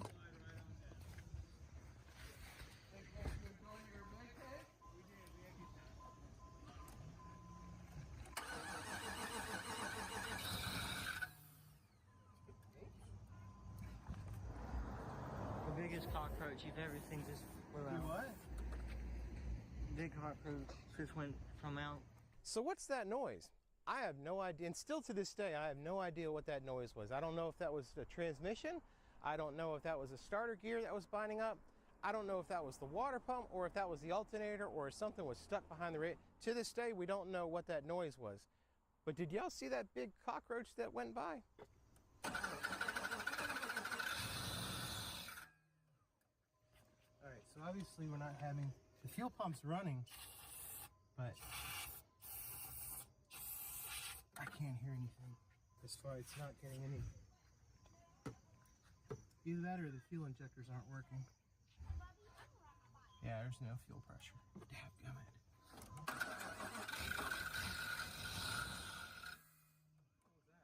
So after getting it started on carburetor cleaner, we realized that we had an issue with getting fuel from the fuel tank to the engine. We had no fuel pressure on the fuel rail, and about 4 hours later, we realized that there was just no gas in the gas tank. And as soon as we put gas in the gas tank, the engine started running on 4 cylinders, and I believe that the fuel injectors were clogged up, and we started picking up cylinder after cylinder. And finally, we had all 8 cylinders running about an hour later. 24 hours later, and a nice, Po 4 hodinách zkoušení jsme zjistili, že nemáme benzín v nádrži, ty píčo.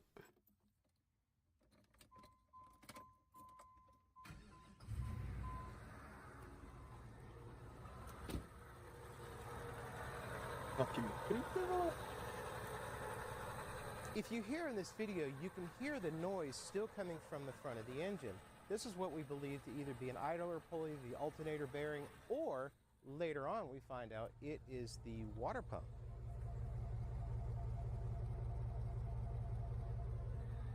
Běží krásně pravidelně.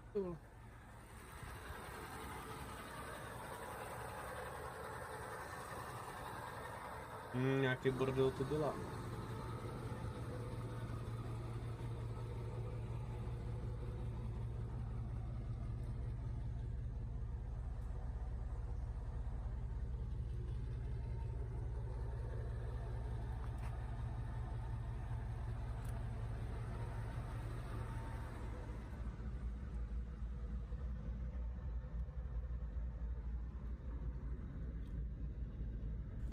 Time to show you the bad transmission.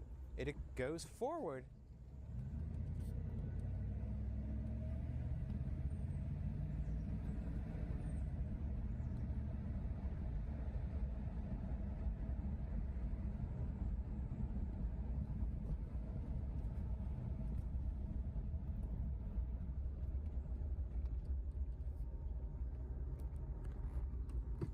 when you try to put it in reverse, all that noise is just hideous. Oh.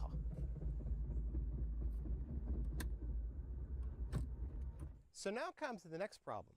What's the Jeep really worth? Pandemic has changed used car prices all over the place. A 97 Cherokee has doubled, tripled, almost quadrupled in price. But has the Grand Cherokee done that? Not really. I've got a bad transmission. I've got a bad water pump, and it needs new tires. The tires, we finally figured out that this Jeep has sat most likely since 2002, 2003. So those tires have most likely been on there since the late 90s. And when you drove it, it shook. There was radial belts and the tires were beyond shot. But the main thing was finding someone to rebuild the transmission. So I went to my local transmission shop. I've had several Grand Cherokees in the past, and they've always been the ones to rebuild my differentials. I really had one that had a transmission issue that they took care of, and I figured $1,500 bucks, right? No, the pandemic has changed everything. $3,000. Actually, their quote was $2,850, and another company quoted me $3,500 to rebuild the transmission on this Jeep. That Jeep's not worth that. What do? Do we pull the plug? Do we stop? This is where the Hoovy part comes in. What in the world did I get myself into? So that night I had found a younger kid that had opened up his own transmission shop in a town about 10 miles away about a year ago. And he's got excellent Google reviews. I sent him a message. He sent me a quote back of $1,500, providing it doesn't need any hard parts. Well, based upon that sound that you heard in the prior video, I guarantee you there's some parts that are going to have to be replaced. He ended up rebuilding the transmission, did a fantastic job, $1,700 for the transmission. This is good. Now it's time to go get some tires put on this Jeep. There's no tires at a reasonable price. The lowest tire that I could find was $130 a piece. So out the door, I'm looking at well over $550 just for 4 tires on this Jeep. Add that in with the transmission price, add that in with the price of the Jeep, and this project has just gone completely down the drain, monetary-wise. Luckily, Walmart was running a special on Goodyear Wrangler tires for this size for the Grand Cherokees for $88 a piece. So that, with a brand new battery, I walked out with about $516 of a bill. Still pretty darn expensive. So another problem that I was running into was when I bought the Jeep, the front drive shaft was sitting in the back of the Jeep. Now this was something that a lot of us used to do with our Grand Cherokees years ago, pull the front drive shaft out, because if you had the all-time wheel drive, the 249 transfer case, your Jeep would drive a lot better, and if you had a V8, you could screech the tires every once in a while when you floored it. But the question was, did the transfer case work? When he rebuilt the transmission, I didn't have him put the front drive shaft back on. I should have had him do it. But this is, since after leaving Walmart, this is the first time the Jeep actually drove at highway speed without the front drive shaft. The next question is, does the four-wheel drive system work? So a few hours later, me and Matthew got the front drive shaft on, and we went over to my friend's Roosevelt's, his farm, and got to take the Jeep off-road, off pavement road, and the four-wheel drive system worked perfectly fine.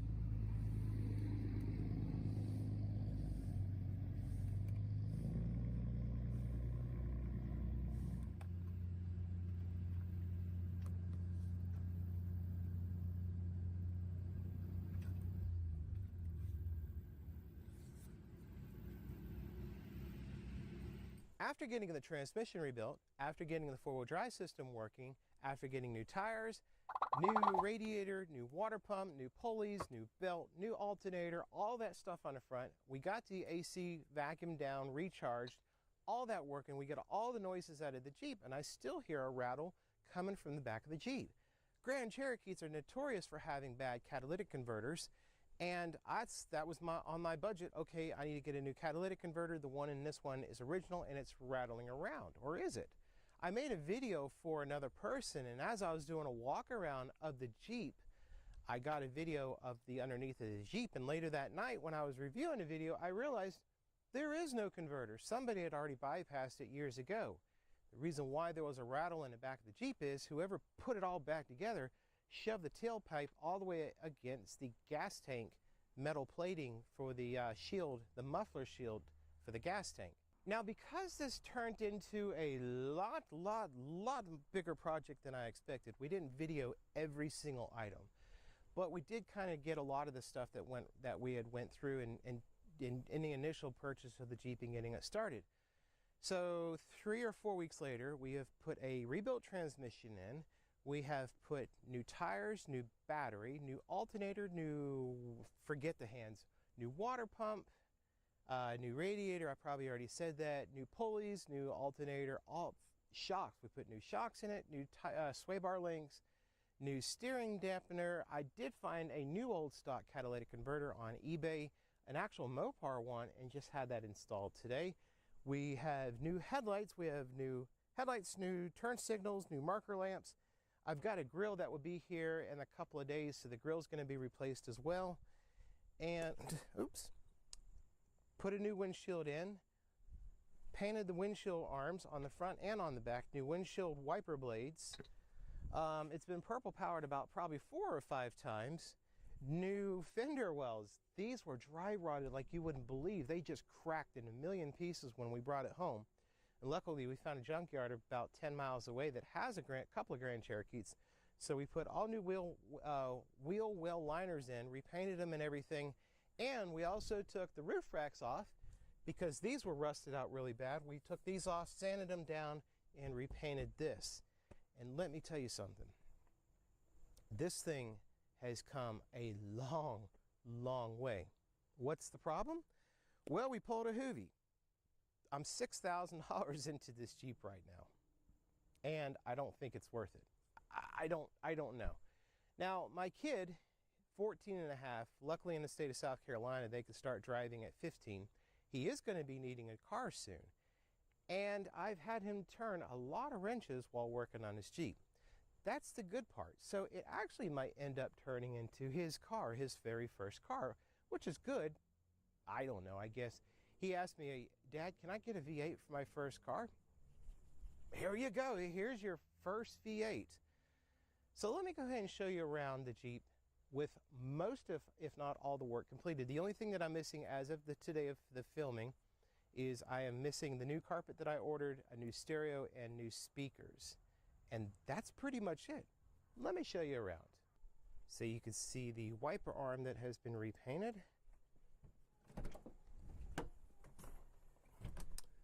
The gorgeous new headliner. All the entire upper interior has been scrubbed down thoroughly. Now, like I said, I have new carpet on order. And so the front cargo, or the front carpet and the rear carpet cargo area. And it's weird too, I've never seen a Grand Cherokee with this style leather seats before. Usually the Limited has a much more plush sofa style seats. So it used to have the Infinity faceplate. So there's the Infinity amp for the speakers.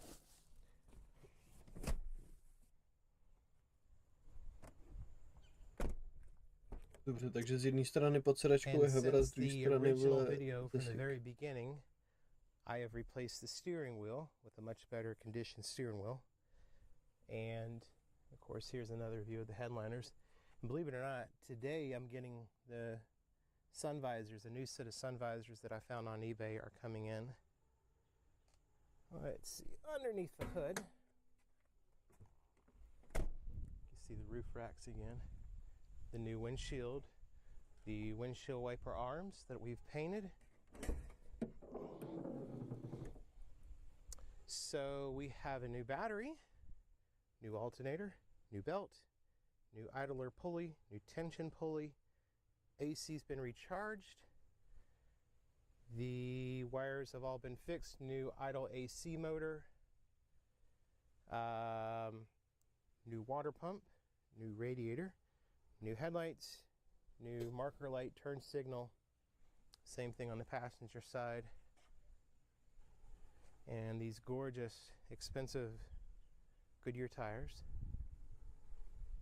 Here's the repair of the wiring. I'm actually going to go through this wire harness probably in a couple of days and just make it even with splicing these remaining 4 wires, and then this will be mounted back up onto the firewall. We got to splice some wires in this side,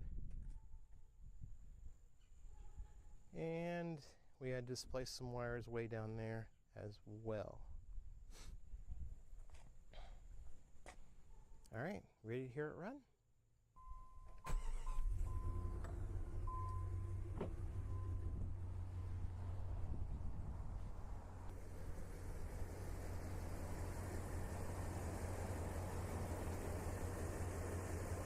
She runs so smooth and so much quieter. That water pump was so noisy.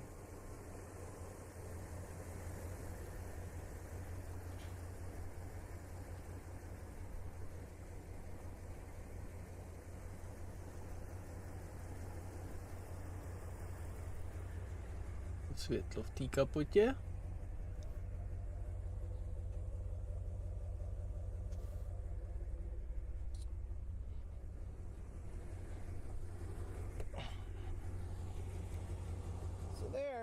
The new catalytic converter, the fixing of the original muffler, the front drive shaft, and the rebuilt transmission.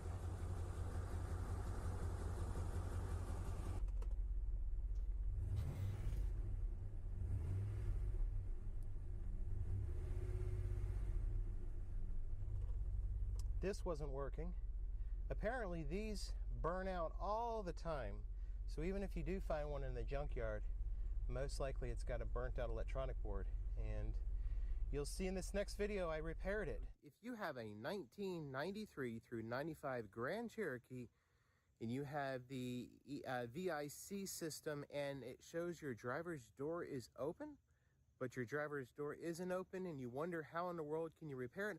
So this is that vehicle information center unit, and the 3rd pin in from the left goes underneath the board, underneath these resistors, and I think it's the 6th one, and then goes back underneath the board, comes up to where that blue wire is, but the trace is supposed to come underneath this capacitor right here, and there was a bad solder joint right there. It took me about 4 hours to kind of figure out the schematics without anything else, and then I was able to figure out I had a bad solder joint here. So I soldered this wire to here, and the unit started working again. Only thing left is this one is out. It actually works, it's just very dim. It's got a couple of bad capacitors, but I found one of these in a junkyard. I'm supposed to get this in a couple of days. But other than that, everything works great. Let's get this radio out. You take for granted Bluetooth.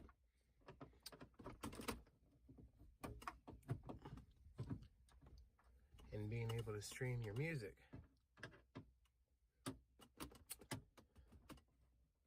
You think, oh cool, I have an aftermarket stereo. Well, it doesn't do you any good when your speakers are blown and when you can only put CDs in it and radio. Let me get this out real quick. Ooh, fancy. Doesn't do you a bit of good. Your incredible support of his... If you have no Bluetooth. It did have a CD changer in it at one time. Whoop-de-doo. Alright, so you pull up here, and then slide this to the side. Alright, let's get this radio out. One of the problems that I was having with this radio install as well is all this spaghetti mess with the wiring. There's not enough room in the back here. So the new one does not have a CD player on it, so it's not as deep, and I'm going to clean up this wiring as well. So I bought a KMM BT328. This is a Bluetooth digital media receiver. And this was $99. It was on sale at AutoZone, which is the place that had the cheapest one. And I kind of like Kenwood. The stereo that was in the DeLorean was really good. And Kenwood speakers seem to hold up pretty well. So I've got 4 speakers on order that should be here in a couple days. I picked up the head unit today, so I'm gonna get this switched out and get this back in the Jeep. Look how small these are, simply because they don't need the added space for the CD player. They are a lot shorter. That's gonna be really simple. That's a little better. I was able to find a bolt to fit that hole down there. There we go. Well, that's cool looking. Press volume knob to select language. All right, let me figure this thing out. Oh, I see. Okay, it's correct. Oh, yay. Let's get this grill taken care of. On mine, I only had 2 Phillips heads at this time. Oh, let me show you what's, we're gonna be replacing a compressor soon, but I noticed all this black goo and crap. Can you see the bubbles at all? See that? That's the Freon leaking out of the compressor, so hopefully in a day or so the new compressor will be in and we're going to be switching that out soon. But in the meantime, let's get this grill out. It's really simple.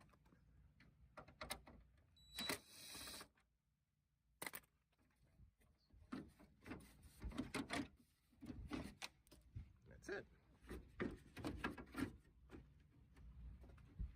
Hopefully that fits. All right, let me do some fitting real quick and then we'll bolt this up. Let's just say, don't get the one off of Amazon. Horrible fit, absolutely horrible fit. I had to grind behind the grill on the inside here, all in here. It's just really poorly designed. This was it looks great. It looks really good, but it took 2 hours to grind the excessive plastic and crap from this aftermarket knockoff grill. But once that's done, that looks much more factory-like. So now it has a pretty much complete new front end.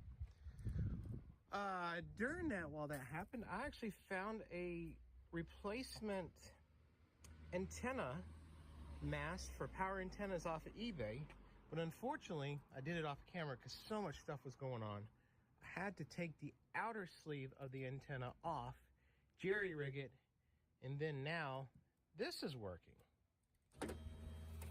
Yay. Now it doesn't go up exactly as the original one did, but that will give me radio, so I'm pretty happy with that. So now the new radio is installed. Off camera I installed new Kenwood speakers, and here's the antenna going down. So I'm pretty happy with that. And if you didn't notice, oh my gosh, did you seriously get new carpet? Oh yes, I did. Yes, I did. Where's the video at? Let's just say it took all day long to put this carpet in, but here, I'll show you a clip of what it looked like when we had all the seats out. Oh, My okay. helper is still asleep inside, so I decided to come out and just start tearing the interior apart to get the carpet ready for replacement. And believe it or not, this took less than a half an hour to Tak nějak get takhle by everything out of vypadalo here umělé without breaking a křování. single thing. So I apologize for not filming every step of the way, but you can see how nasty the carpet is. It's gotta go.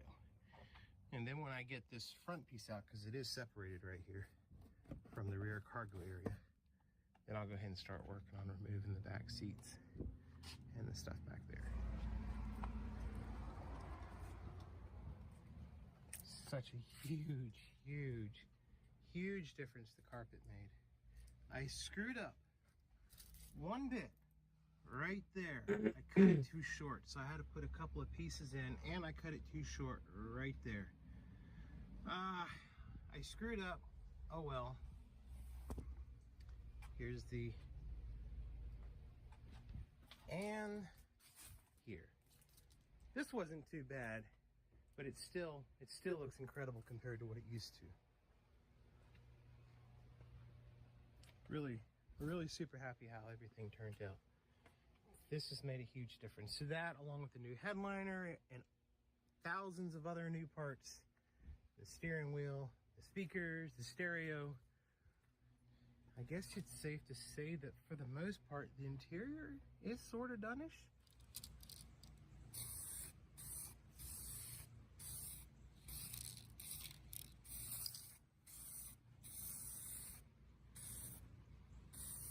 Ooh.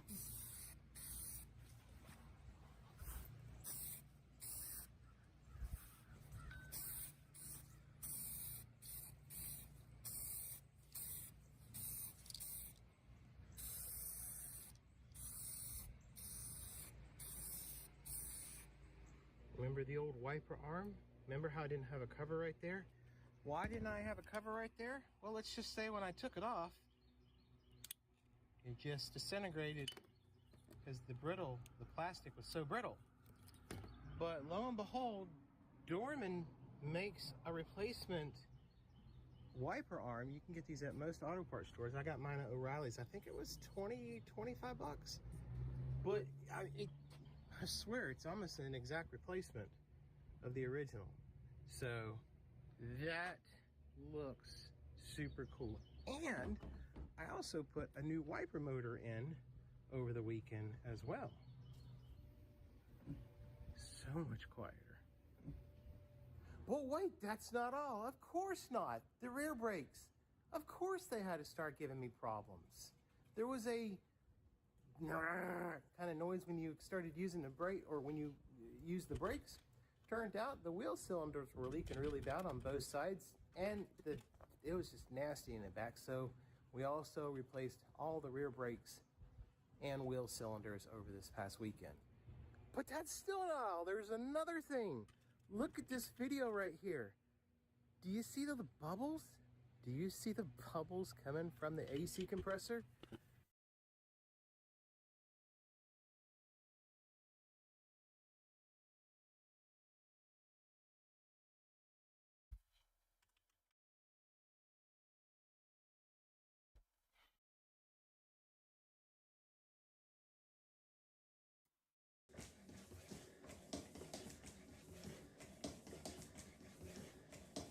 In this video I'm gonna show you all you need to know about the windshield wiper from this Mercedes E-Class. As you can see, there is just one wiper in the middle, therefore it's making it a lot more complex than a regular one. First step, before removing the wiper, turn the key in the first position and check if the switch works. And as you can see, something is wrong with the wiper. I can hear the motor being activated. The wiper wants to move, but nothing is happening. So first thing you want to do, if the wiper doesn't move and you don't hear any noise from the motor when you turn the switch inside the cabin, go ahead and check the fuse. You've got down here the fuse number 3, the 15 amps one. Celý This takhle. usually doesn't come out that easy. I think somebody worked on here. As you can see, this one is improvised here. You can actually remove this cover and break this small ring here because it's not gonna make any difference and you don't need to worry about that. Okay, so with a 10mm, you've got 3 bolts around here which holds the whole unit on, and of course this plastic clip which is in with this. And back here you can see how it works. The motor will spin, will pull this lever. Once this lever is pulled, you get these 2 levers, which one of it will pull this other lever this way, so basically it will be twisted that way. Once that thing is twisted, you still get some more complication in here, which finally will make this whole unit wipe that way, but in a synchronized way, so you can cover a lot more surface on. And the mechanical is the wiper blade, of course. Now let's pry it out. Now another failure, wound it up. So basically the motor spins, but the wiper. Go ahead and place back the arm install the arm in the same position you found it. So this is gonna be pretty much the position of it.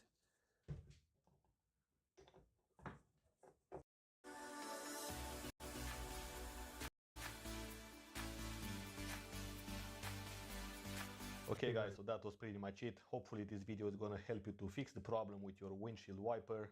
If so, give this video a thumbs up and check out the other videos. Now before going ahead and doing this job, please consider that this can be a relatively complex job for most of the people out there, and it's very easy to do a mistake which can ruin your engine or make you lose more money than it can save you. So in order to prevent that, make sure that you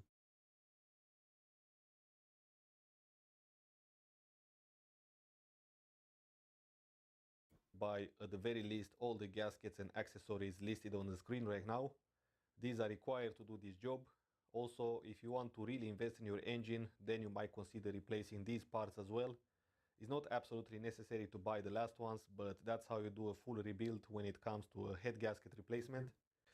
Okay, so another thing to consider is to organize very well all the bolts and parts you remove. If possible, mark everything and take picture of your work. Also consider that this can take you more than 20 hours of full-time work. And finally, make sure that you've got all the tools you need to do the action. Okay, so here it comes, the pin is out. Now, as I said in a previous video, make sure that you mark two rotors will connect. Also, it's a good idea to take some pictures of the position of both of the camshafts. So what I'm gonna do, I will scratch a little bit on the back here. Okay, so let's see if I can show you the mark I made. So that one will go in between those two. That's how I mark it, and that's how I know where to put it back. Also, I will know exactly from where I remove the pin from the chain, so that's how I can mark it. As you can see, so the first step is to lift the front of the car and place it on jack stands on both sides. Proč ty vole, pak nemají ty prahy vypadat ty píčo tak, jak vypadají do hajzlu. Which is attached to the bolt wheels. Down here you can see the sway bar end link, and the sway bar itself connects to the end link, obviously. Down here you're gonna find the bushing. Right now, if I start this car, it's gonna come out a lot of smoke, and it's a very specific smell of unburned diesel. And since on this car we've got this 38 pin connector for the OBD2 port, for which you will need an adapter in order to connect your regular scan tool, I suspect the AGR valve is clogged and it does not open in order to recirculate those exhaust gases when you start the engine for the first time in a cold start. So today I'm going to show you how to clean and remove the AGR valve from this Mercedes from W210 generation with a diesel engine. And down here you can see the AGR valve. So down here from the solenoid you've got the vacuum line which will activate the AGR valve. It will pull the lever and it will allow the exhaust gases to travel inside the intake and be recirculated. The exhaust pipe from here is connected to this aluminum frame which connects to the engine head, especially if you want to pass the emission test and stuff like that. So with an E10 you've got two bolts here and one on the bottom here. I'm going to use a 8mm because it works well on the E10 as well. Let's access the valve bolt from here. So if you look from this side you're going to see it, and you're going to be able as well to guide your socket on the bolt. Dnesky zabojebal tou osmičkou. The bolts are out. You've got the longest one for this bracket which connects here. Next you've got this C-clip which connects the intake hose to the AGR valve. Proč vole to sundává do pí? And tak to máme zamrdaný úplně stejně, no. This is full with carbon build-up and gunk in there. Down here is a bracket which is holding on with two E12. So just put your socket with the proper adapters. A good idea is to have like a skinny adapter because it's a tight space in here. So fit your socket in there and loosen up. Now if you have a look behind there, you're gonna find a 10mm bolt. It's just holding a bracket for the wiring harness. You can disconnect this hose either from this side, which is a little bit more difficult because you've got this spring, or from here, since it's not connected to anything, you just have to pull it out. So I'm going to disconnect it from that side, not from the side where the spring is. So you can begin to wiggle it out.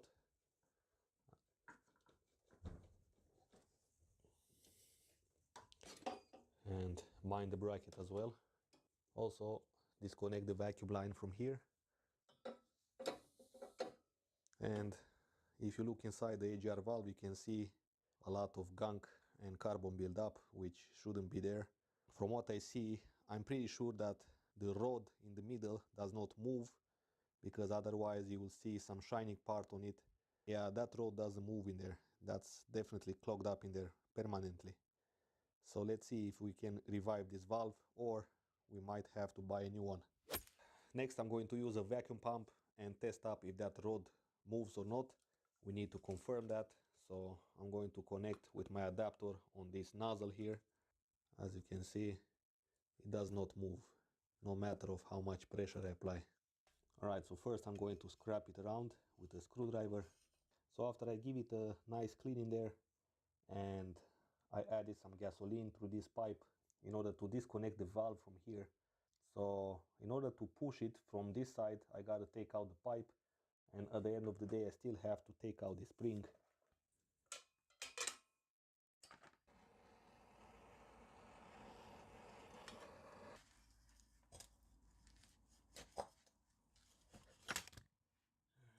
Okay guys, so unfortunately after some struggle I cannot make that valve move in there, and this can be a very good example, guys, on what can happen if you don't maintain properly your car on time. And even if you take your car to a workshop, they will not clean your AGR valve, I promise you, because all they care is to, you know, make money and stuff like that. But if you want to really save money while doing these repairs and do yourself stuff on your car, like any type of job, regular maintenance is the #1 thing you can do in order to save money. Now all I can do is to just install it back and order a new one. I will see if it's worth to order a new one for this car or not. And even if you make it move in there, it will still clog up very fast in the future, and definitely this car needs a new AGR valve. You've got the part number here if you need it. To jenom ty jsi v píčus a nedokážeš to vyčistit, vole. These roads have seen better days, as Už people jsem say. rozejbal i furt zamrdaný egry. And reconnect the seal clip. Finally, let's see a quick test of the solenoid. So to do that, I'm going to remove it from here, unplug the connector. I'm going to unplug the vacuum supply. This is going to be connected to the brake booster line down there. In order to test it up, I've got here 12-volt supply. I connect it to the ground, the other wire, and I'm going to connect the vacuum pump on the supply of the vacuum on the solenoid. Now, with the solenoid not activated, it should hold the vacuum. And as you can see, it actually doesn't hold the vacuum. So we've got a problem here.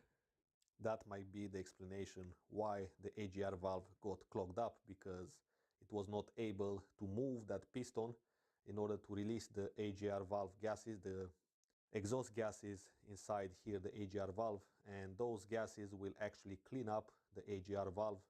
It will not allow so much gunk to be accumulated in there. So as you can see, even if you find the problem, it's important to determine what caused that problem, because if right now I'm going to replace the AGR valve and I will not replace as well the solenoid, then we're going to have the same problem, because the solenoid will not activate that valve, or at least it will not activate it completely, and over time that gunk will accumulate very fast. So anyway, let me show you how to do the test in case that your AGR valve is okay. Looks like the solenoid is bad. You should hear a click in there and it doesn't work. Again, another confirmation that the solenoid is bad. So okay guys, so that was pretty much it.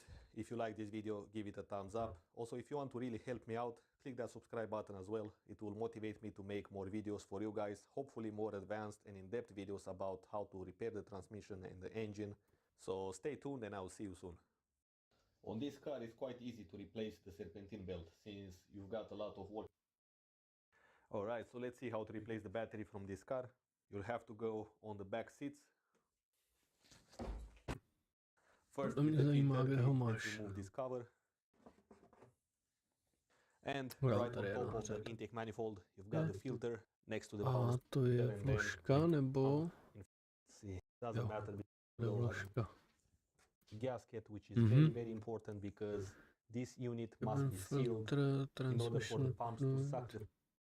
Hey, what's up guys? In this video I'm going to show you how Tak tohle mě zajímá. point down here to lift the centimeters, and it's very important to check the level of the fluid so you can know how much to add fluid on the position. And since the transmission fluid panel is right somewhere in the middle here, it's a good idea to lift the car from the back as well if you want to get a more easy access and a lot of working space under there. Now, even before considering doing this job, you have to purchase one of these dipsticks. The size of the dipstick is around 120 centimeters, and it's very important to check the level of the fluid so you can know how much to add back. Now the car is lifted, so you have to consider the level of the fluid on the position you are right now. That can change a lot the Kde result kurva of the sebral fluid, tu so měrku? keep in mind that when you check the fluid level, because it's very important to add exactly the same amount. Then you've got on one side, it goes like that inside the fluid. So this is the level of the fluid, and okay, 30. So I'm going to first open that often. Okay, nice. Now the panel is holding, it will go. There is always some extra fluid in the panel, so that's how you can prevent a mess. You can see there is still some fluid in there. Now it's time to take out the fluid filter, so expect some extra fluid to come out. Easily pry it out like that. Oi, basically slipped from my hand, but that's fine. To not make a mess down here, I put a piece of cloth which can take these extra drops which comes out from the transmission brain. If the gasket looks okay, then you can reuse it, no problem. Now let's install the filter, and here is the main hole, and down here is the hole for the little pin from the filter. As you can see, the filter has a little pin, has to go that way, and it will click in Super. there. Now in my situation, the surface where the gasket will sit is very clean. There are no major debris or stuff like that. There is no gasket maker which sits in there, so I'm just gonna go ahead and place the panel on. Now all 6 bolts are on. It's time to tighten them on. I removed 4.3 liters and I'm going to add 4.2 liters, and then I will check the fluid level. Also, I will start the engine, shift the gear a little bit, and then check again the level and see if it's the same as it was before. A to je přesně to, proč jsi kokot. So, let's check the fluid level. And as you can see, it's a little bit higher than before, but that's fine because after you drive the car, the level will always go a little bit lower, and then you can add that extra little fluid. Just add a little bit, not that much, because it's easier to add rather than taking out. Finally, let's add this cap, make sure that it clicks in there. Okay guys, so that was pretty much it. A ten volej v tom... kurva.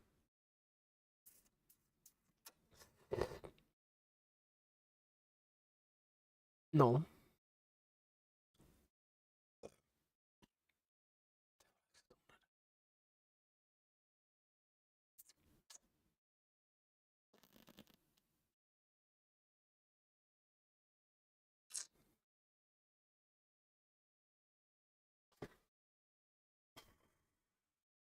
Tak jsem úplně píča, vole, nebo?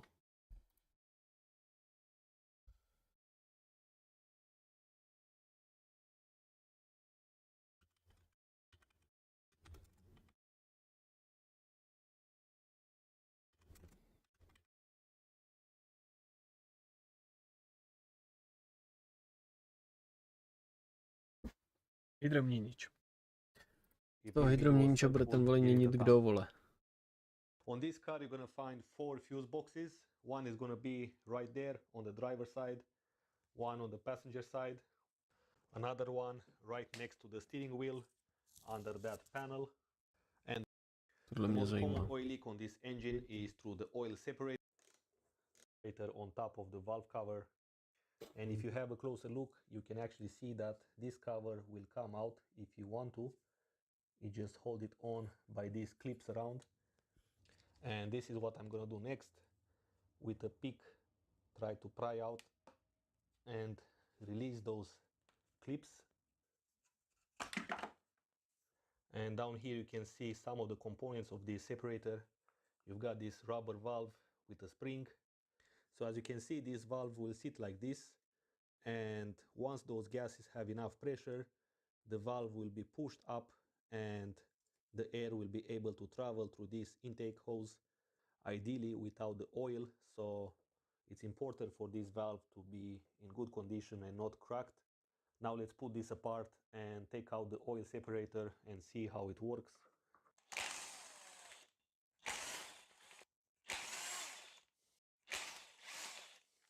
And the oil separator will come out.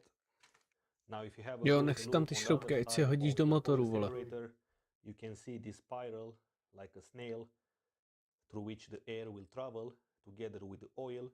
And hopefully the longest this way it is, the more oil will be lost over time and therefore will return back into the camshaft area. And if any oil still arrives here, as you can see there is oil here, it will go hopefully through that hole, which will go through this port here, which has a very small hole. As you can see, that's a very small hole down there compared to the input hole, which has direct access to the camshaft area. And therefore, if you open the valve cover on this engine, you can see that there are extra restrictions through this point, so the oil will not travel back. So the long story short is that the quality of the oil will determine if this oil separator is clogged or not. On this engine, the quality of the oil is medium. I will not say the best, but it's not the worst either. So this oil separator still works good, but these gaskets down here are pretty worn up and they don't seal properly, therefore allowing for all this leak to happen here, especially this one here, the small one. Jo, naklep ten bordel z toho těsnění, vole, zpátky do motoru. So next I'm going to clean very well this area so I can see if there are any further oil leaks in the future. Also, I will replace these O-rings or gaskets with the new ones. So let's make it from this to this. Well, it's not perfectly clean, but at least I can spot any oil leaks if they happen again. Down here is another gasket which seals basically the injector side, so you won't get any oil in there. If your oil separator, the plastic side, is clogged up, then just give it a proper clean and make sure that through this point, then no, this point, just install the separator back. Also inspect the PCV hose for rubber to get hard over time, so it's important that this hose is flexible. As you can see down here, there are some beginnings of cracks. Now before ending this video, it's worth to mention that these oil separators are not so efficient when the engine is under a load and revving up on a high RPM. Therefore, it's a good idea to install one of these oil catch cans, which will basically redo the job of the oil separator one more time. It will take the air which comes out of the oil separator and it will filter it one more time, separating the oil from the air. It's quite easy to install. You just have to make a cut in here and then connect the oil catch can at the end of these two hoses. Usually they come with all you need, all the adapters and stuff. Now this particular Počkej, cože to říkal? And then do the job of the oil separator one more time. Separators are not so efficient when the engine is under a load and revving up. Before ending this video, it's worth to mention that these oil separators are not so efficient when the engine is under a load and revving up on a high RPM. Therefore, it's a good idea to install one of these oil. Takže jako nefunguje?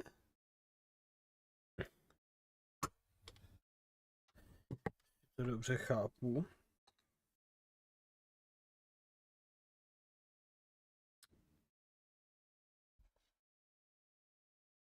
worth to mention that these oil separators are not so efficient when the engine is under a load and revving up on a high RPM. Therefore, it's a good idea to install. Now, before ending this video, it's worth to mention that these oil separators are not so efficient when the engine is under a load and revving up on a high RPM. Therefore, it's a good idea to install one of these oil catch cans, which will basically redo the job of the... Když je v zátěži, nebo... No, to je důvod, proč já to vole odpojuju, píčo, protože prostě... Pračka pak hovnu.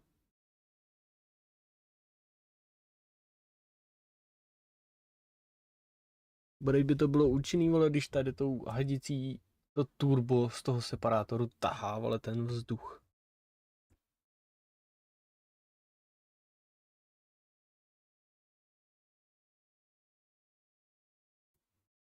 In this video, I want to show you how to remove the injectors and replace the sealing from this Mercedes E-Class with a diesel engine. On the tip of the injector, you can see this surface. On that surface, this copper sealing will sit and it will insulate the combustion chamber inside the cylinder and not allow any gases to escape. Therefore, if this seal fails to insulate the combustion chamber with the exterior, then you're gonna see a lot of carbon build up around it. So on this generation of diesel engines made a mass airflow sensor together with the intake air temperature sensor located right on top of the air filter box. So once the volume of the air gets measured, it goes into the turbocharger if you have one. Okay, so let's quickly see how to remove the door panel and the door lock actuator from this Mercedes E-Class. First step is to remove these three covers. So take some sort of plastic tool or whatever you have to protect the interior of your car.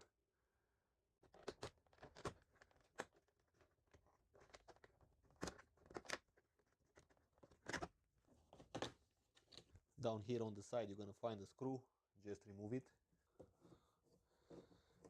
Also this one from here.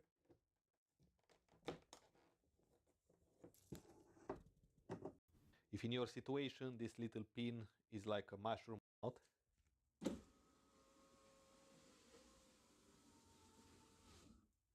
and if you have a look on the side, you're gonna see two bolts. Use a T30 and open them. This won't come out. Okay, so now make sure that there is nothing behind here which you're gonna cut. So I'm gonna make a cut here, here, here, and here.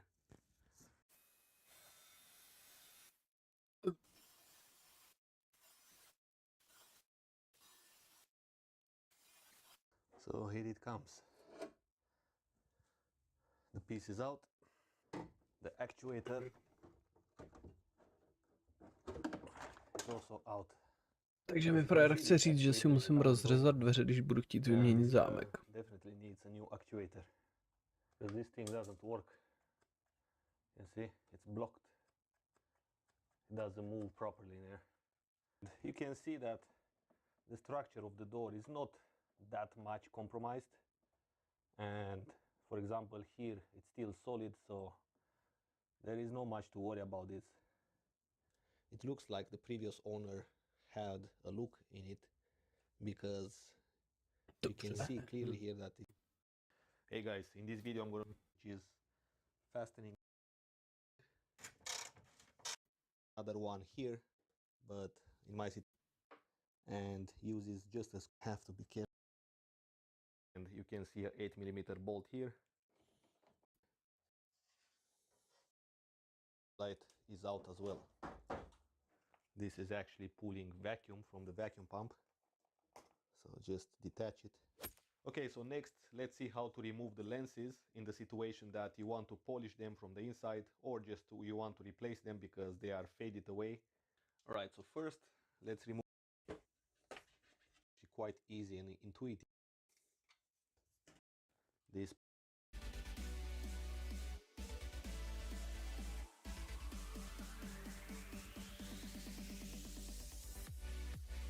so from this point, depending on what you make sure that the glue sits even around the edge, because this is gonna seal also warm it up a little bit more. Now install back these clips and the rubber gaskets, now some polished original ones. So with that being said, thanks for watching, and if you are new to this channel, go ahead and check out the other videos I made about this car. And until next time, take care, and I will see you in the next video.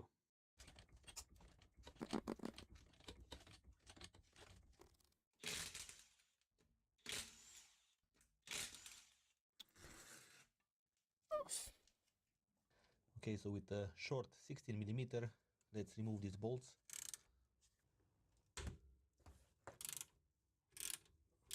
Alright, let's take the caliper out.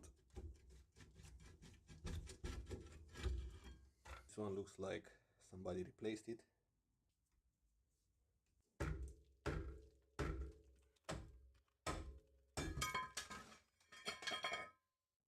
This padding material is almost coming out, so definitely this wheel needs new brakes. We need to be able to remove this pin from here. I'm going to put back the caliper here. So in order to push this pin out, I'm going to use this bit which has a hole.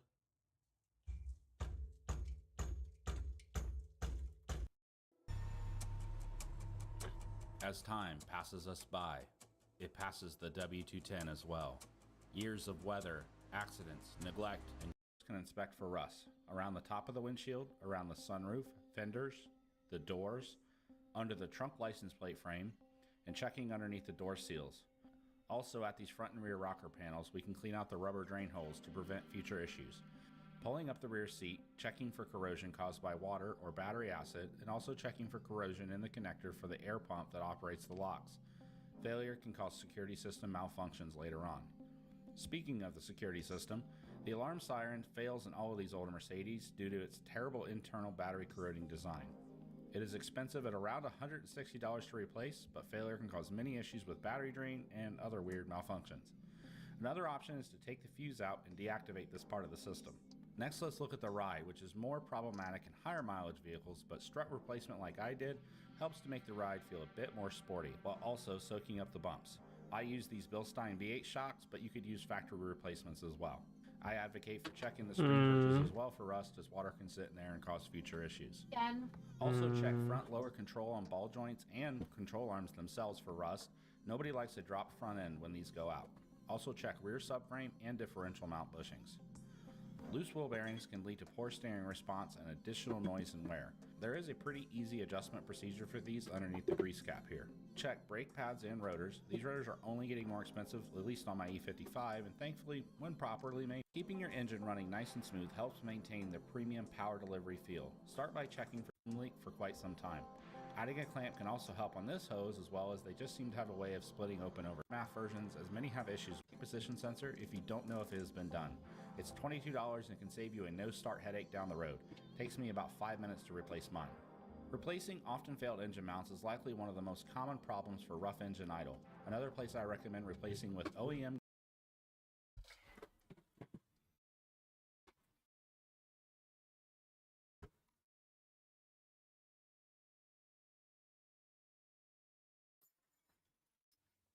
Až pojedeš zítra z práce, můžeš udělat mezi přistání v Bousově.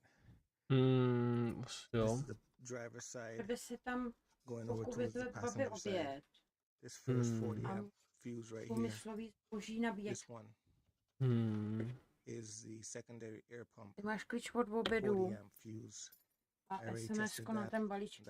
Alright, ladies and gentlemen, 2006. Check the fuse. Já ti to pak napíšu, jo? Aby to tak nebylo.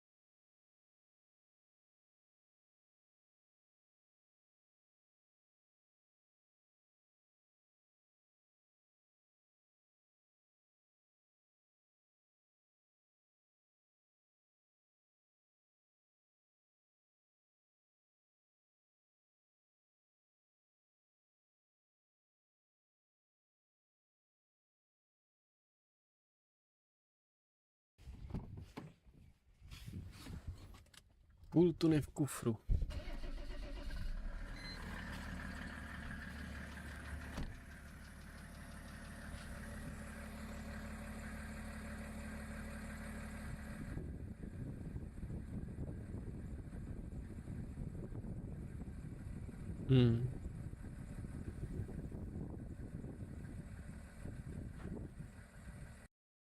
Hello, today we are back with trusty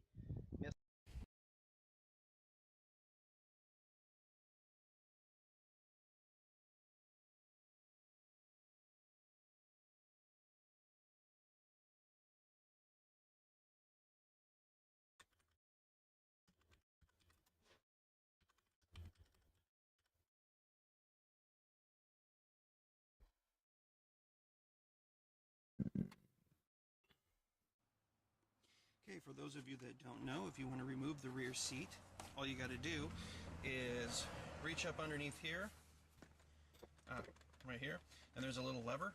You just got to kind of squeeze that and pull up, and when you do, it'll release it, and it'll unlock the seat, and you have to do that on both sides. And then from there, this thing will pop Máš right seda out. na vole, nebo?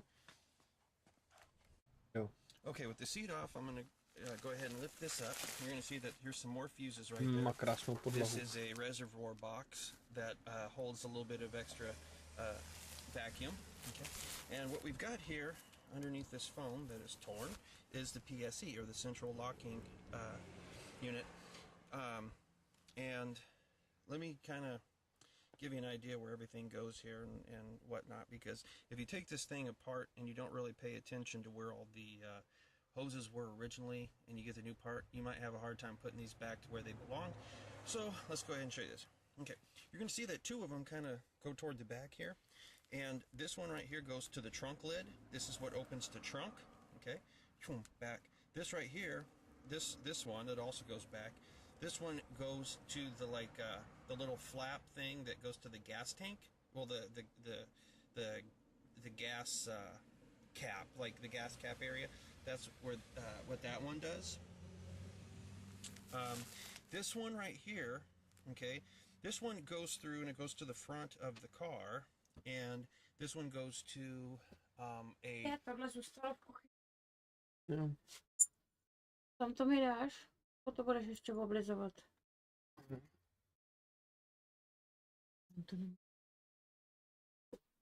Little reservoir under the left front of the car, and that goes to it's like the intake vacuum assist is pretty much, I think, what they actually call that. This one right here, this branches off. This cruises in here. It branches. One of them goes that way, and the other one cruises around, and it goes to that reservoir. This basically controls your seats. If you have those contouring seats, that's what that controls. This controls your locks on your doors, and so does this. This controls the front door. Okay, that's what all that does. Just in case you ever lose those and you don't know which one goes where, that's how you can tell. Also, if you have error codes and you ever need to erase them and you don't have an OBD2 code, OBD2 computer, you just disconnect the positive here for 30 seconds, put it back on, and you should be fine. And obviously, it's underneath the rear seat as well. And the only thing is on some of these cars, on the Mercedes, you may have to re-enter the code in your radio. They do that to prevent theft. Okay, remember how I was talking about those hoses? Right there, you'll be able to see a couple of them. One of them is going up inside the trunk, and the other one is going to the fuel compartment right over there. Hopefully you can see that. The things I do for you people, man, I'm telling you. So the vacuum manifold, the manifold vacuum assist, runs from the PSE underneath here, cruises this way, runs into a little box, another little reservoir underneath this front tire well, okay? And then from there, it comes up here. And then that's where you have this little gray guy, okay? And if you follow this gray guy, you'll see it cruises over here. And when it comes over here, it attaches to a hose that, a little vacuum line that attaches to the rear of the intake manifold. It's just a little hose. It's just a little hose right there. And that is the vacuum assist from the intake manifold. What happens is when you first turn the car on, the PSE, or the central locking vacuum, whatever some people call it, what ends up happening is that is actually the thing that first creates a certain amount of vacuum on the air vents. But as the car warms up a little bit, it goes ahead and it kind of switches over, and then it starts taking the vacuum from the intake manifold. Well, in my case, mine came loose, and there was also a break in that vacuum line. So what was happening is as soon as the car would warm up, my center vents would quit working. And I'd be like, what the hell? I was only getting stuff from the defrost and from the side vents. If I turned the car off and let it sit for a second, turn it back on, it would work again for a few minutes, and then it would turn off again. So that's what you need to know as far as that. And then also, there's more fuses right here. So if you're having issues, you can always look, and there's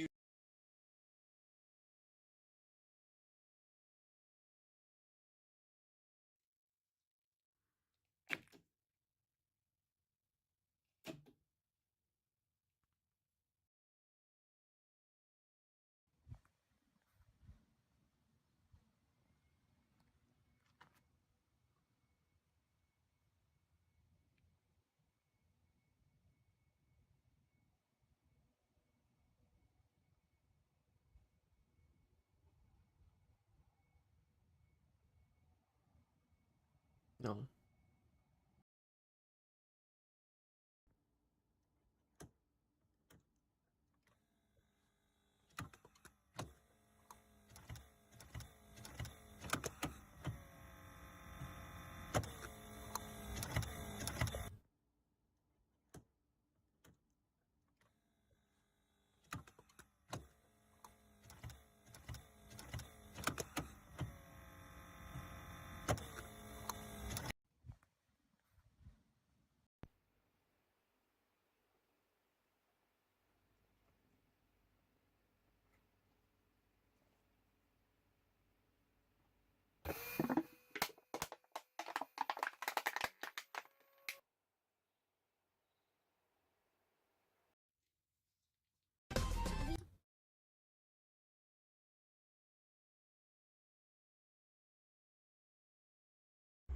Today we have Mercedes 210.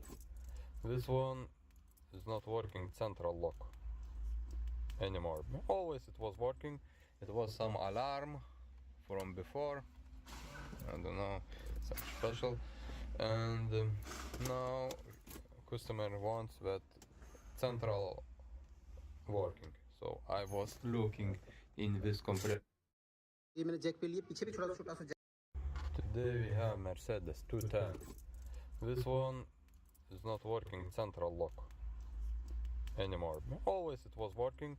It was some alarm from before. So you got an S-Class, but it won't unlock or lock with the key. You don't have a scan tool? Well, you may not need one. I'll show you how to fix it, so in the end, it'll work. First, we check the key. If you push the button and the car does not flash the lights, Most nobody knows about, it's hiding down here on the floor behind the light. With the panel off, you want to pull fuse 62. It's the first yellow one. In the first yellow block, it's the first position. Pull the fuse, whether it's blown or not. Okay, if it's blown, replace the fuse. I'll show you what's next. If it's not blown, you can put it back in and see if the system functions. However, there's still going to be a failure. Let me show you why. It's pretty easy to access. Remove the screw here. 2 screws on the side panel, or the rear panel. 1 pop rivet hiding up here. Then you can flex the panel down, pull it from the rear, and angle it out. Hiding here in the corner is called the PSE. It stands for Pneumatic Systems Equipment. Inside here, there's a vacuum pump. The vacuum pump works the air pressure for the locks. This is going to be the culprit almost every time in all of the W220 cars. Sometimes you can unplug the connector and check for corrosion in there, Because it sucks air in and out all the time, it builds up moisture on the circuit board. So I took apart the PSC, and this is what I found. The ground wire is burnt to the motor. Look at that, rusted and everything. So this is the culprit. Second problem you'll run into is these cars have a soft close, where when you put it to the first click, the PSC is supposed to suck it into the second one. Okay? So if you have one door that doesn't work, but the other ones work, or let's even say that the trunk lid won't pop open. What happens is once there's a fault code set in the PSC control module for a leak in the system, it cuts the operation to that circuit to prevent the pump from failure. If you have a fault code for every single circuit, that's a dead giveaway that the pump is bad. When you pull that fuse, it erases the codes in the module, and when you plug it back in, you'll hear the pump kick on to build some vacuum to test itself. Then the system will work again until it notices an issue again. That's how we diagnose it in the shop without a scanner. If you have a scanner, it'll have fault codes for which circuit is leaking. So let's do a quick recap. If you press the button,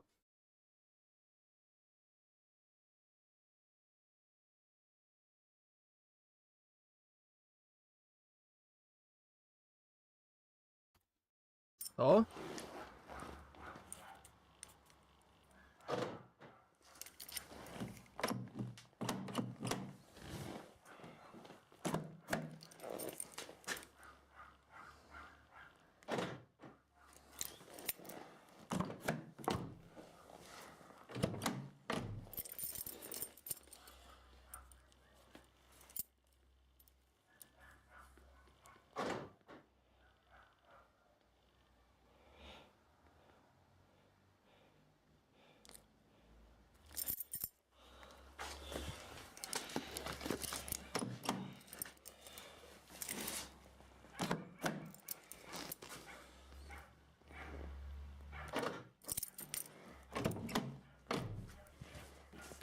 Nechápu, ale dobře.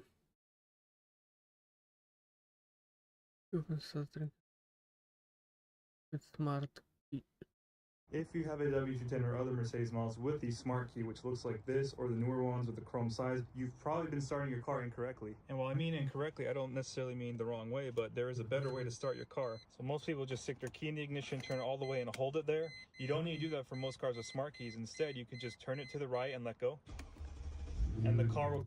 Jasný, chápem.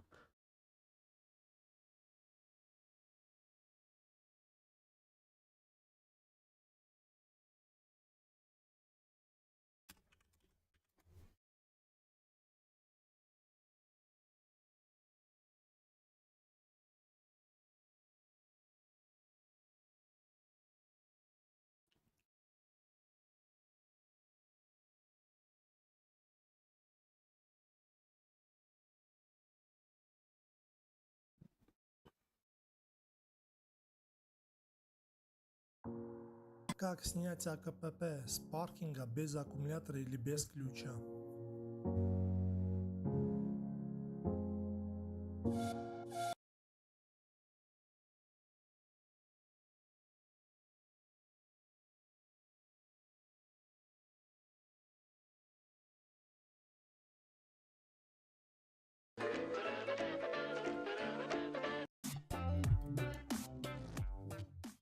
Hey guys, I know. All right, so for the last couple of months, we haven't been really driving the car a lot because the only way to open the car is with the key. So you are standing in front of an S500 Mercedes having to do this, and then reaching in and then do this, which it's not a very nice way to travel. So it kind of sucked, and we're here today to fix it. So let's get into the trunk. Let's open this up.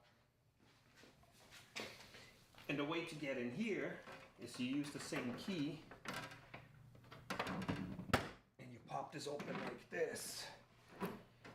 And I can't tell you how much of a pain in the ass it was, so not why. So let's grab the fuses I bought, pop it in. It keeps clicking, clicking,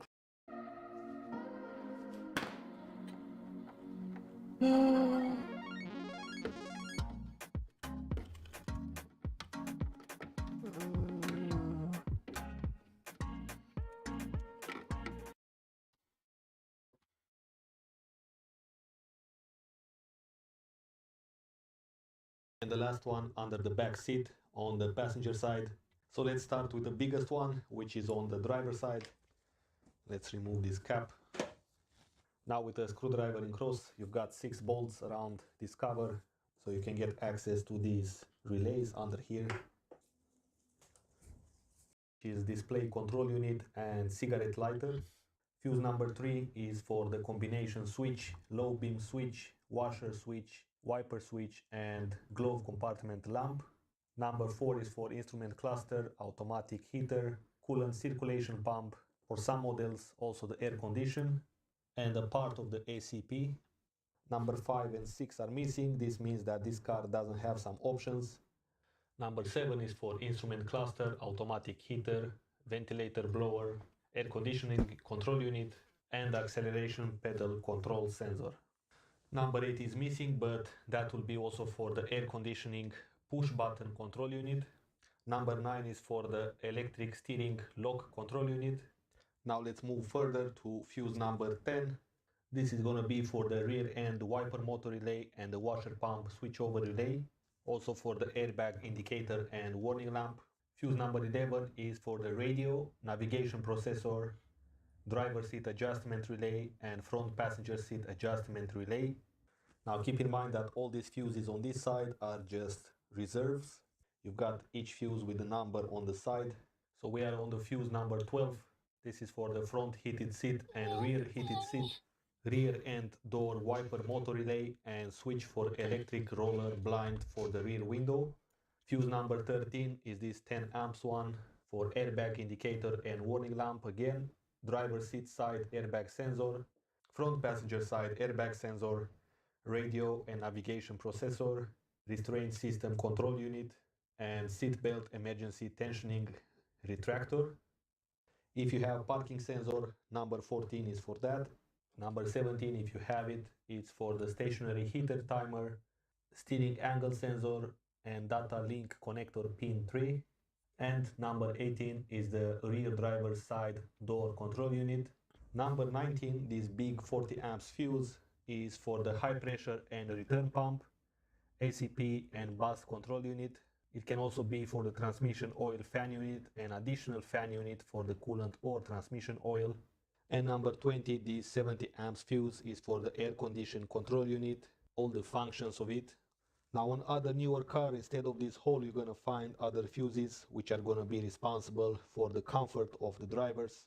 So this car doesn't have such things. Let's jump to fuse number 39, which is for the oil cooler fan.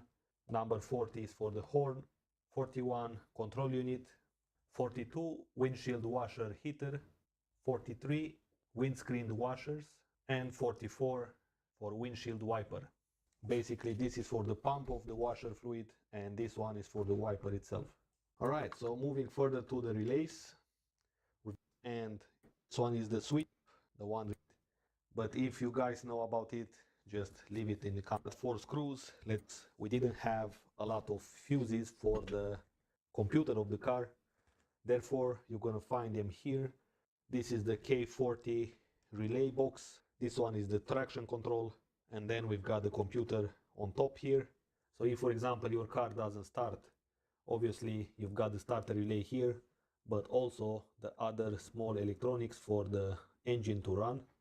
So if, for example, your car will not start, which is the most common problem, have a look inside the cabin where you can remove this and you're gonna find another small fuse box. So we've got like that. Fuse number 1 slot is empty. Fuse number 2 is for the brake pedal position. Fuse number 3 is for the headlamp high beam. Fuse number 4 is for the indicators and interior rear view mirror, parking aid and rear screen wiper. Fuse number 4 is for the indicators and interior rear view mirror. Fuse number 5 is for the headlamp high beam.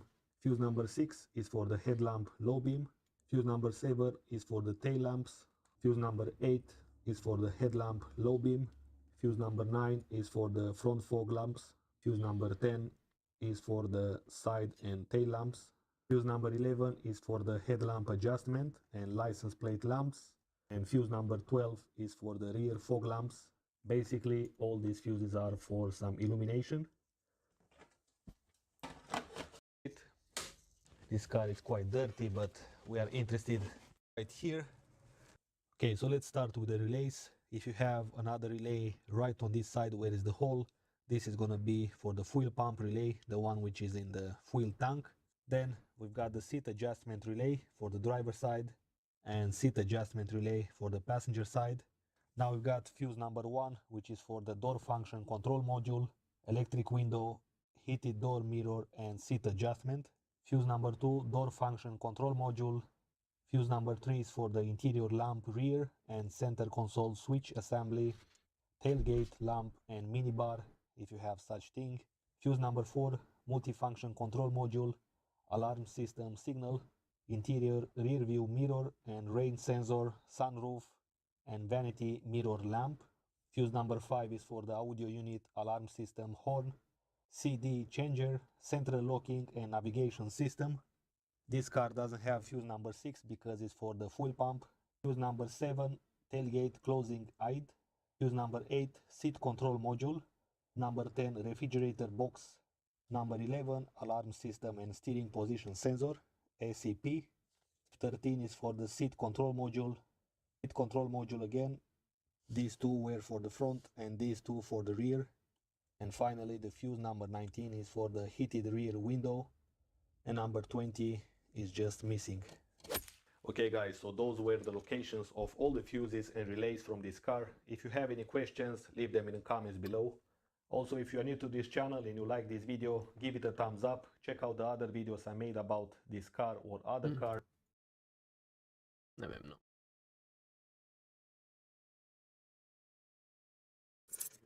Nic. Pinkat. No, už si dodat sprchu. Takže se mějte hezky a vidíme se příště. Čus.